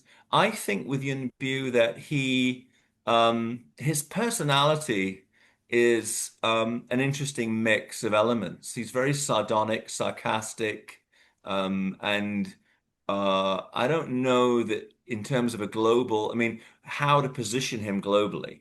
They were saying, "Oh, he'll be a new Jackie Chan." Well, you already have Jackie Chan, so a new Jackie Chan's. It's like when Tony Jaa became the Thai action icon, and later they had guys like Dan Chapong and a few other guys came out, but other than Iko Uwais, who was another story. But generally, it was like, yeah, he's just a copy of whatever. And like the guys that came after Jean-Claude Van Damme, it's just a copy of what that guy's doing. And you can only really make an impact when you do something new. So I think there was not, Yuen himself, there was nothing sufficiently new about him that would, in a vehicle that would make a global audience remember his name and want to follow him in that way. But what's interesting about Yuen is he was doing movies where he was playing incredibly powerful martial arts movie scenes and he was doubling for everybody at the same time. Later, he really evolved as an actor. And if you look at a film he did called On the Run, which is like a thriller, and if you look at all these films are coming out again, which is wonderful. On the Run, he did another movie called Hero, not the Jet Li one, but a late era it's a version of Boxer of Shandong with Takeshi Kaneshiro. And his acting in those movies is so strong. Yeah, I feel it's a shame he didn't get more of a shot. I think the answer, James, is to really to really make an impact you have to have a role that gives you a certain persona. And if you look at Donnie for a long time, Donnie Yen was perceived as the spice in somebody else's stew. It's like if he fought Jet Li, if he fought so and so, he would add a lot of value to a movie. But if he starred in a film by himself, the box office returns in Hong Kong will be disappointing. Case in point, Iron Monkey, which is now regarded as a classic, but was not a big hit when it was first released here. And then belatedly, he did Yip Man, and that role and that personality defined him. And then thereafter, he would either play parts that were kind of similar to Yip Man or opposites to that. And that's what you need. Same thing with Jackie. Jackie did, the comedy kung fu character. And then later, even the early Project A and Project Police, they're kind of comedic characters who do action. So that defined him a certain way. Seagal, when he came out, he had a certain persona that defined him. So I think that when somebody doesn't break, what you need that breakout role, that distinctive role. I mean, I guess the comparable Yuen in America would be somebody like Mark Dacascos, who several times I thought should have been a breakout star because of his charisma and his ability. You look at Crying Freeman, Only the Strong, later Brotherhood of the Wolf. He had any number of opportunities. Drive, which was incredible. Um, and for some reason, there wasn't that specific persona that really everybody afterwards was like, damn, look at that guy. Well, he had done a movie in between that called Double Dragon, and that thing totally bombed. And they say But Sheldon. you know what the thing is? Jackie had done 9 failed films. You can fail as many times as you like. It was like when I was getting beaten up by Donnie for Kung Fu Jungle, and I thought, you get knocked down 9 times, and you can get up 10 times. And my son Ryan saw me do that. So you can fail 9 times, but it's the 10th. So the fact that I know what you mean, and I can understand the thinking. But to my mind, if he had done that movie and it was a flop, which it was terrible. But then he did a movie that worked, like If Only the Strong had been a major box office success. Was that before or after Twin Dragons? I'm not sure. Before. No, It well, was not Twin before. Dragons, Double Dragon. Before, yeah. Only the So strong was before, maybe yeah. Double Dragon, yeah. But Oh, no, most actors, Double Dragon came after Only the Strong. Yeah, only hey, the listen, strong was before, yeah. Stallone made Rhinestone and Stop and My Mom Will Shoot, and he still has a career. So I mean, Yeah. everybody's gonna sign on for different reasons for different things. So I just think, but I think particularly in the action genre, there's a role that you're born to play, that you're waiting to play, and Clint Eastwood, he did The Man with No Name and Dirty Harry, and then everything after that was kind of either a copy of that or something very different to it. Yeah. And so, So, Bay, let's head over to Shaw Brothers for a minute. by all means, Legendary Weapons of China. Lucio yes, what a classic film. Lau Gar Lung. Oh, Garland, yeah. How do you compare that movie and the movie that the weapons movie that Sammo did over at Golden Harvest? Odd Couple, or Odd yeah. Couple. Well, I think they're kind of cut from the same cloth in that what you have is a premise, which is that you want to find a way to express ideas about Chinese martial art, or in the case, and yeah, because there's another movie, Heroes of the East, Zhonghua Jiangfu, which is Japanese versus Chinese martial arts, which I probably like a little bit more even than I like Legendary Weapons. But then you figure out what is the story that allows for these displays of incredible physicality. And that's where I have to say, sometimes I look at people doing, like Marsh Van Dam, what we perceive the Van Dam style, kick punch style MMA. You probably have a more limited palette compared to Chinese martial art, where you've got like 100 styles, 100 weapons, and basically sword versus spear. And then you could have, straight sword versus sai, or whatever you have, and you can just keep mixing and matching like a video game. And that's what Lao Sifu was doing. But the key was he was always finding a way to tell the story. And if you have structure, like Odd Couple is like, oh, at the beginning, these two masters fight to a draw. So they're each going to train a student, and then they fight at the end to see has true mastery. And that's what happens in the middle.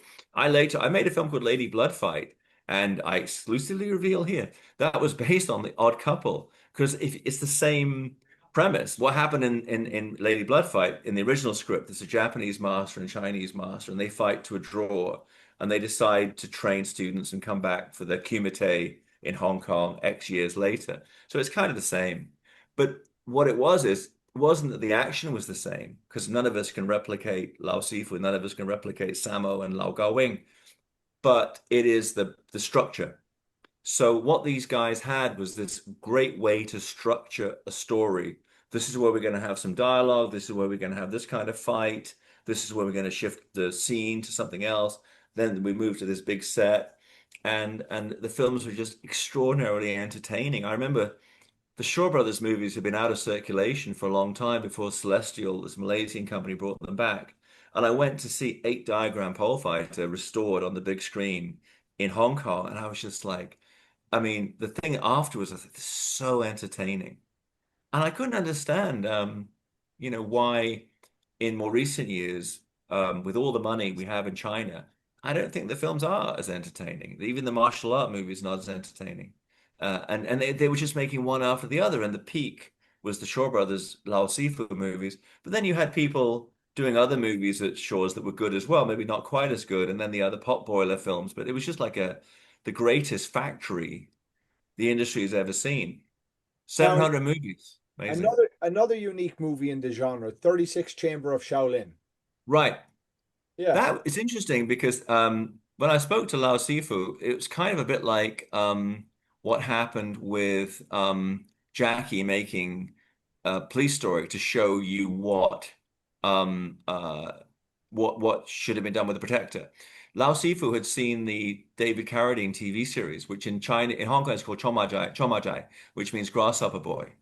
And they looked at it and they were like, boy, it's kind of like the idea is interesting, but that's not what real kung fu looks like. That's not what the real training would look like. But if you actually look at the structure of the pilot of Kung Fu, the David Carradine TV series, and 36 Chamber, they're kind of really similar in that you have something's happened. This kid has to go to Shaolin, survive the training, come out, and then has to fight the forces of the emperor. So it's kind of in the same vein. The other thing that was interesting was the fact that if you the sets that they built for that they used in the Kung Fu TV series were actually those of Camelot, the movie Camelot. So they're quite European looking stone structures. And then sorry, Sean, shush shush. And then when you look at the Shaolin Temple that was created for 30 Chambers of Shaolin, it's kind of similar with lots of like wooden stone walls and kind of parapets and towers. So it's got that same kind of fairy tale castle feel about it. And the other great thing was, as I think they had done with the Kung Fu pilot, it was like you take somebody from zero to hero. It's like what's the journey for an individual? So you have Gordon Liu's character, Lau Garfai's character at the beginning of 36 Chambers is a normal scholar and then is transformed by all the chambers and comes out at the end fully realized. as the as Sandat, three virtues, this master, who's a real I always have debates with friends of mine like Alex Richter about this because Alex is quite cynical. He's like, oh, none of these characters existed. None of this stuff really happened. And I go, I think most mythology is based on some kind of fact. Yeah. And I think that there are characters like, Fong Sayuk, that like the Sandat, the three virtues monk, they were real people, but their lives and their experiences have been greatly um, how do I say, just romanticized and imagineered in film. But I think there was some root to it. Because I just think it's weird that somebody wakes up one day and says, you know what, Shaolin Temple, you know what, Snake versus Crane, you know what, Sundance, and it just comes out of nowhere, and then everybody starts not making films about that, but believing in it. Now, There's a truth to it. one of the baddies in that movie was Lei Hoi-san. Let's talk a little bit about him because, again, he's very prominent. He's in Project A. He's in, no, no, he's not. He is in He'd Project. been he was a policeman and a Wing Chun Kung Fu instructor. He was on the lineage of Yuen, who was one of the students of Yip Man and was also the teacher of Dick Lung, who was a big star at Shaw Brothers Studio. And so he was also a bodybuilder. And they were looking for guys with his kind of build to be in the movies. And Dick Lung said, hey, there's this guy who teaches Wing Chun and is also in the police and also bodybuilds. He might have the part, he might have the look we're looking for. So then they brought him into to Shaw's. It was ironic in a way because he's a highly acclaimed Wing Chun master, but in movies, I very rarely ever got to use Wing Chun. He would do other styles as well.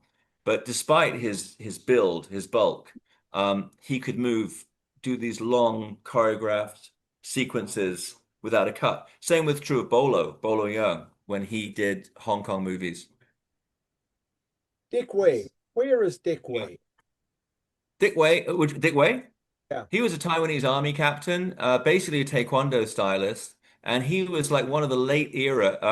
The first generation of stars at Shaw Brothers was Wong Yu and other guys, people who perhaps not as well outside, but Wong Yu was the one-armed swordsman, then later the one-armed boxer. Then you had Dick Lung and David Chang, who was the next generation. Alexander Fu Sheng, those kind of guys. And then the third generation was what they call the Venoms, which were these guys like Lo Mong, who though they've had a big fan following globally, in Hong Kong did not attain the same level of superstardom of someone like Wong Yu. And Dick Wei was actually at the very end of that. And so they didn't really know what to do with him at Shaw Brothers. He's in Five Deadly Venoms, which is this great cult movie. But then again, it was Sammo who said, hey, you know what? This guy has a good presence and he can kick well. Let's just make him everybody's bad guy. And there was a period of time in the 80s and 90s when every movie felt like Dick Wei came out to be the bad guy. And that was his background. And then he reached a certain point, he made enough money and he moved back to Taiwan. And I believe he breeds dogs and fish, and he just, has a quiet life. But that was his career arc. There was a big influx of actors coming from Taiwan to work in Hong Kong at that time, in that era, and he was one of those. It was a curious thing, and I don't know that this phenomenon is replicated anywhere in the rest of the world.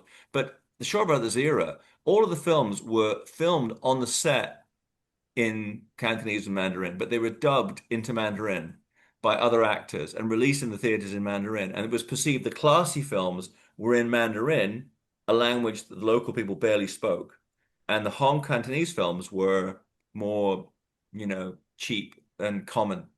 And that only changed when the Hoy brothers started doing comedies in the early 70s. But the glory days of Shaw Brothers cinema and even the early Bruce Lee movies, they're all dubbed into Mandarin. But to this day, it's changed and people have got more used to speaking Mandarin. But if you're not so familiar, but there's different dialects of Chinese in Hong Kong and the South who speak Cantonese, in the North, and increasingly in the rest of China they speak Mandarin. So that was an odd phenomenon, but I think it led to them bringing in a lot of Mandarin speakers, and the major Mandarin speaking country was Taiwan, and they had a very strong Chinese opera and film background. So a lot of actors from that era came to work, like Mao Ying, Angela Mao, came to work in Hong Kong. There's another stable in that genre is Shaolin Temple with Jet Li. Yes.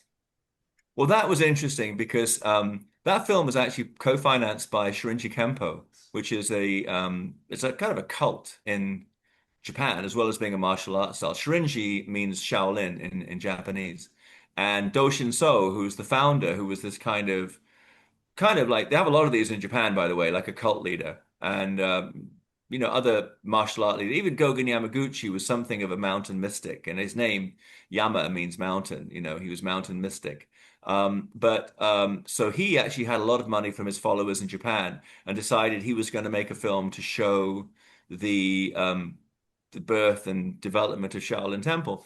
And in the post 1949 China, initially Chinese martial arts were completely banned, and then they came back as like guoksa, like national art, or wushu, kind of like war art.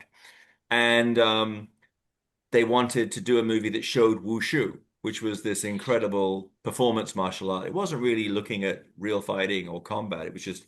It was judged like gymnastics. So you just did these spectacular movements. But that lends itself well to film. There was also a strong Chinese opera in that as well, opera attribute to that. So they looked for a guy who was a wushu champion, a good-looking boy who could act, and that was Jet Li. But what was interesting about Jet Li was he did that first Shaolin Temple movie. In the wake of it, thousands of young people kind of dropped tools and marched to Shaolin Temple to try to enter the temple, which at that time really wasn't functioning as a center of Kung Fu. And it was kind of in response to that massive outpouring because of the film that Shaolin Temple became what it is today, which is monks teaching Kung Fu to people that want to learn Kung Fu. But at the time, it was not that. And then Jet Li, in the immediate aftermath, all the movies he did kind of flopped or underperformed. And even good stuff like Martial Arts of Shaolin with Lau Kar. And it shows you the power of strong directors in Hong Kong in the glory days. That there was a director called Choi Hark, and he made a film in Los Angeles with Jet Li called The Master, and with Yuen is in it. Yuen plays the master Yeah. of Jet Li, and Jerry Trimble, I think, is in that, Yeah. kickboxing champion, and it was deemed by Golden Harvest, the financing studio, to be unreleasable, so they shelved it. And then that in Hollywood you'd be in Hollywood jail for a few years until they decided to give you another film to make. But in Hong Kong, they just shelved this very expensive film directed by Choi Hark, starring Jet Li. And Choi Hark goes back in and says, "You know what? I have another idea. I want to do Wong Fei Hung again, Once Upon a Time in China, with Jet Li, two times the budget of The Master. We shoot it all in Hong Kong. What do you say?" And they just went, okay. And they did it. And that it was incredible to me. I mean, that would never happen in Hollywood. And that was the revival, the return and fortunes of Jet Li, that he was defined as the new Wong Fei Hung in Once Upon a Time in China, and that made him a superstar. Yeah, Bey, we have so much to get through. We'll have to do a part two and part three. I'm anytime. If I'm Yeah. still alive, I'm happy to do it. What I want to what I want to do before you go, Before we go, I want to mention available now from realeast.com, and we'll have all information. I'll give it to James. Bruce Lee and I, 700 pages of theory, and pretty close with 30. Everything you want to know that I haven't managed to talk about today is in these books. Yeah, shoot the Hard sell. info I over will. to us, and I'll make sure I get that in there for sure. I'll give you guys. You guys, of course, will get free copies, but just let Awesome. the punters out there know. Absolutely. I want to throw a couple of names at you in an abbreviated statement. Yes, or absolutely. or one word. Just give me your Yeah. thoughts. Bruce Lee. Just an icon. I mean, I remember John Lennon said about Elvis, before Elvis, there was nothing. And I feel that way in terms of like global appreciation of Chinese martial culture and movies. Before Bruce Lee, there was nothing. And in my own life, before Bruce Lee, there was nothing. And there's a very clear path from my first encounter with an image of Bruce Lee to the life I'm living now. It's a very clear line. And there aren't that many people who so dominate pop culture and so dominate a field and what's interesting is when I actually say that to everybody, they don't say, "Wow, that's weird. You were that inspired by Bruce Lee." They all say, "I know exactly what you feel." Yep. And people in Mexico, people in Vietnam, people in China, people in Africa, they say, "Oh yeah, I know exactly how you felt." Yep. So I would say the universal dragon. That's what Bruce Lee is today. Sammo Hung. The maestro, biggest of big brothers. I mean, probably if you ask me if a gun to my head and I've got to say the greatest genius of Hong Kong kung fu cinema, I would say Sammo. And the reason I would give him a slight edge over Lau Garleg is that Lau Sifu's career had a very kind of fixed parameters when he came into his own and made films, and then he kind of was in almost a semi-retirement.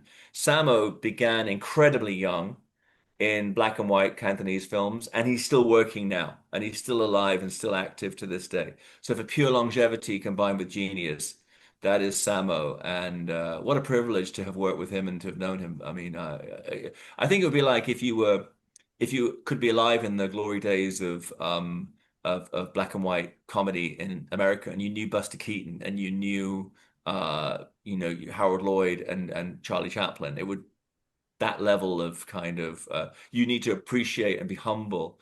I do that you actually, and you also, James, because you met these people. You know that you actually we actually get to know these people. Jackie Chan. Just he is like Jackie himself um would would deny any spiritual practice, any spiritual path as something he believes, doesn't believe in anything, doesn't attribute his survival, doesn't attribute his life to anything, at least publicly. I feel, in Buddhism, we have these bodhisattvas who are these kind of like incarnate beings who project light and goodness into the world. And I think Jackie is that because he's, like all of us, not a perfect human being. But his charisma and his the goodness that he communicates, the light that shines from him, is truly unique in my experience. The way his smile lights up the people around him.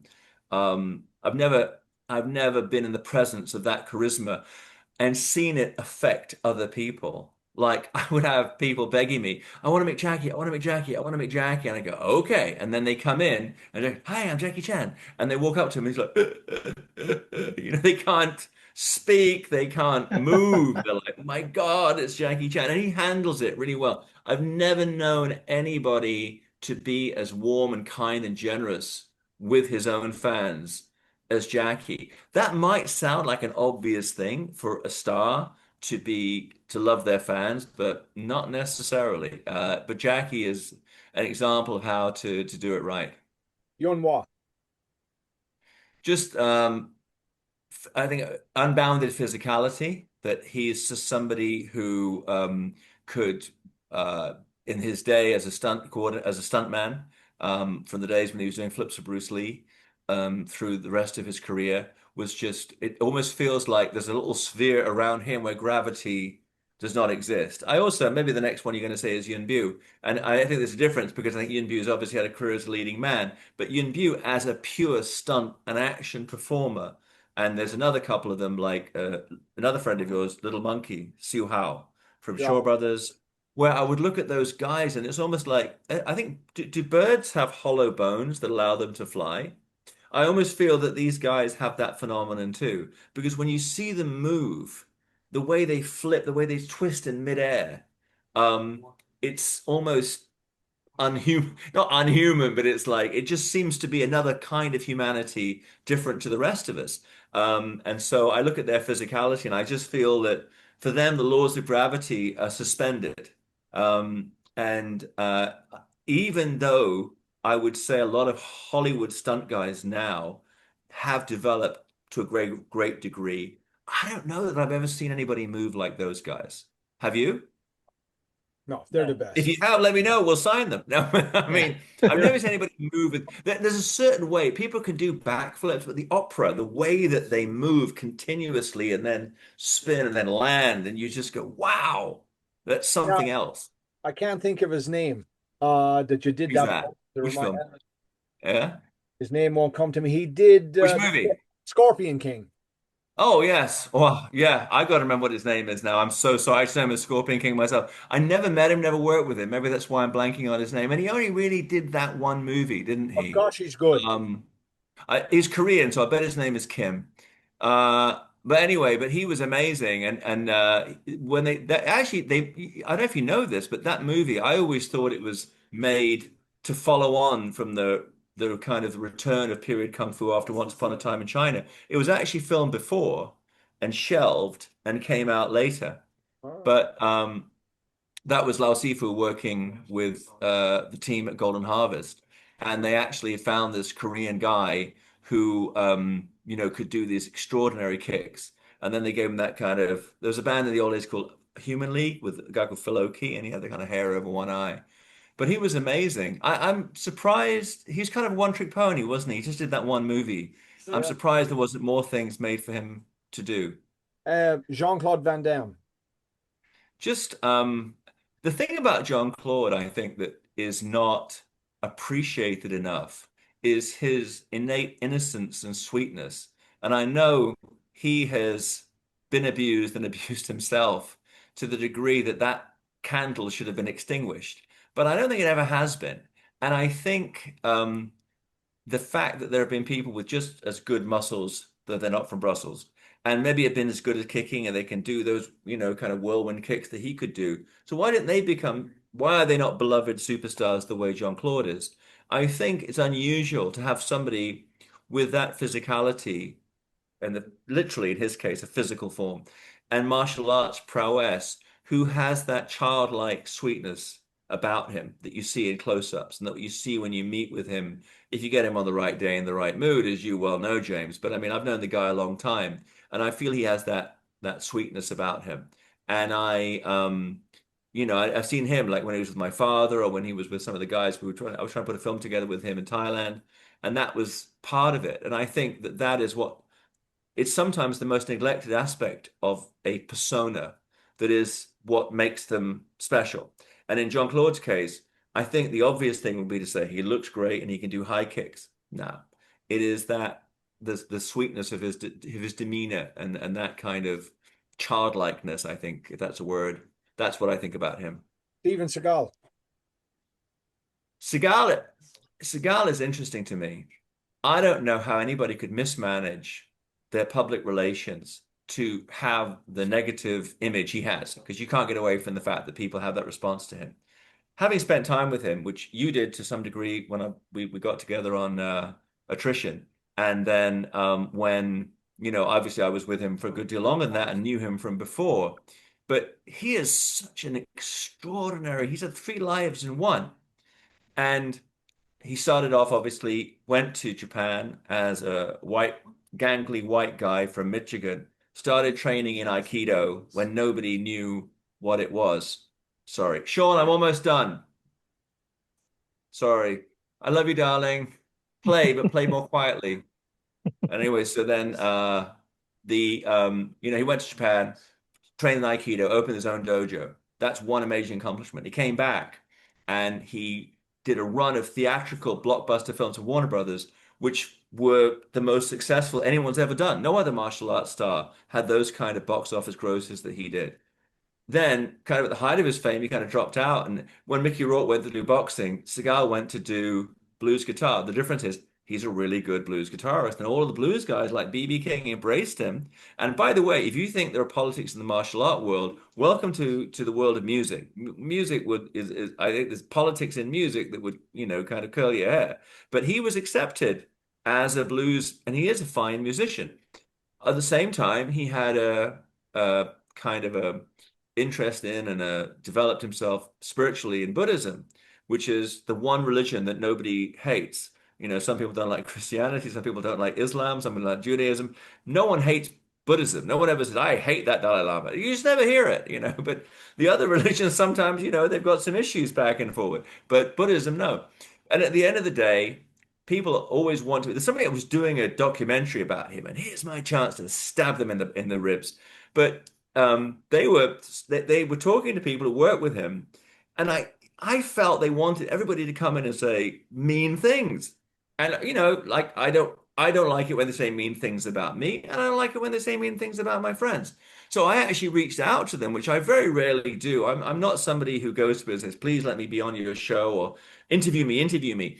But I actually said, could I do an interview with you? Because I actually have a good impression of Seagal Sensei, and I'd like to say good things about him, and they go, no, we're not doing that kind of documentary, which I think is kind of a sign of the times in a way. But there were Yeah. so many good things about him. The thing about Stephen that I don't think people appreciate because he tends to present this rather glum image is how funny he is and how he has a nice smile. We went to Shanghai together because there was opportunity to get money to do a movie. We were doing preparing attrition, and it was the last minute, and the only two guys with China visas was me and Seagal. So we flew out together from Bangkok to Shanghai. I'm thinking, well, if this guy is really an asshole, I'm going to find out on this trip because it's just the two of us, no assistants, nothing. And so we went there. We had a great time. He couldn't have been a more convivial traveling companion, and everybody loved him in Shanghai. Then we're coming back, and we're in the VIP lounge. We got on the plane. Suddenly, we're like, you've had this, right? Where's my cell phone? Shit, where's my? That's like losing a limb. I think, oh, I left it in the lounge, but I don't want to disturb him. And oh, Seagal says, hold on a minute. I'm just gonna go back. I think I need to get something. And I get up, and I'm just turning around. And he reaches in his pocket, and he goes, He kind of like just slid it in there and watched me sweat and watch me not bother him. And like, are you okay? No, no, I just it's all good. It's all good. Because I'm thinking he's gonna think, what a schmuck is producing my film. He can't even keep his own camera straight. And he goes, So that was, I know it's a silly story, but I That's a don't think great that's in story. line. Yeah, that's great. Yeah, I mean that's not in line with everybody's image of him. But no, I have a huge respect for what he accomplished in life. I think either he needed to have a really good PR manager or manage his own PR better. Because I find myself constantly having to defend him in a way I don't have to defend Jackie Chan. So anyway, but I had it. I still think, and it's just because James was in it, that attrition, if that had been the last Seagal film, he would have gone out on a high note because I'm still so proud we made the movie we made with him. Could have been even better if they just shut up and listened to me. But it but it was pretty good anyway. Yeah. And James was fantastic. Well, I was trying to think, James, because I'm writing my book, my biography now, and I was getting on to attrition. There's a line in the trailer from you that's not in the film. And God knows I wrote that film. What was the line? Was it Smile, like smile, what? smile, motherfucker. Yes, smile. That was such a great line, and they friggin' I didn't have final cut, and they Oh, kind no, of but like there's also ah there's also a bunch of dialogue on the roof where I have the phone. yeah And yeah that, yeah yeah. But I mean, the thing is when you can think of all the because you were there for the a lot of the shoot, James, all the moving parts and all the political toing and froing, and you see the finished film, and it still looks good. And it shows you what you could do with Seagal at that time. And I thank you. think if it hadn't been, I don't want to get into the politics of And it, but thank you for bringing me on that movie. You brought me on well, that. I owed it to you because you'd got me on Kickboxer, and I try to, like Game of Thrones, I always repay my debts. So, but I knew I had to get you on there, and you were great. And but it was interesting because even I think what would have been smart would have been at the end of it, Stephen, look back at that movie because this is a pretty damn good looking film. Let's do two more, and we just did Yeah. that. But it was, I think, the geopolitics other politics got in the way of that development. But I'm glad if you'd said to me when I was, you know, editing my martial art magazine, one day you'll make films with Jackie Chan and Donnie Yen, and we haven't even talked about Donnie Yen and Jean-Claude Van Damme and Steven Seagal. I would have gone like, well, this isn't a possibility. No, I'm just a magazine writer. We're going to bring you back for part two. Okay. Absolutely. Absolutely. We should get me and Donnie on together, and he can impersonate me, and I'll impersonate him. I'm Let's on. do that. It was Okay, Bey. great. Thank you very much. We'll My pleasure. Thanks for having me on, guys. This is the Thank you, most Bey. this is the most fun Valentine's Day I've had in a long time. Absolutely. I agree. thank you, Bey. Take care, everybody. Talk Okay, to you buddy. soon. Take care. Okay. Bye-bye. Bye-bye. Bye.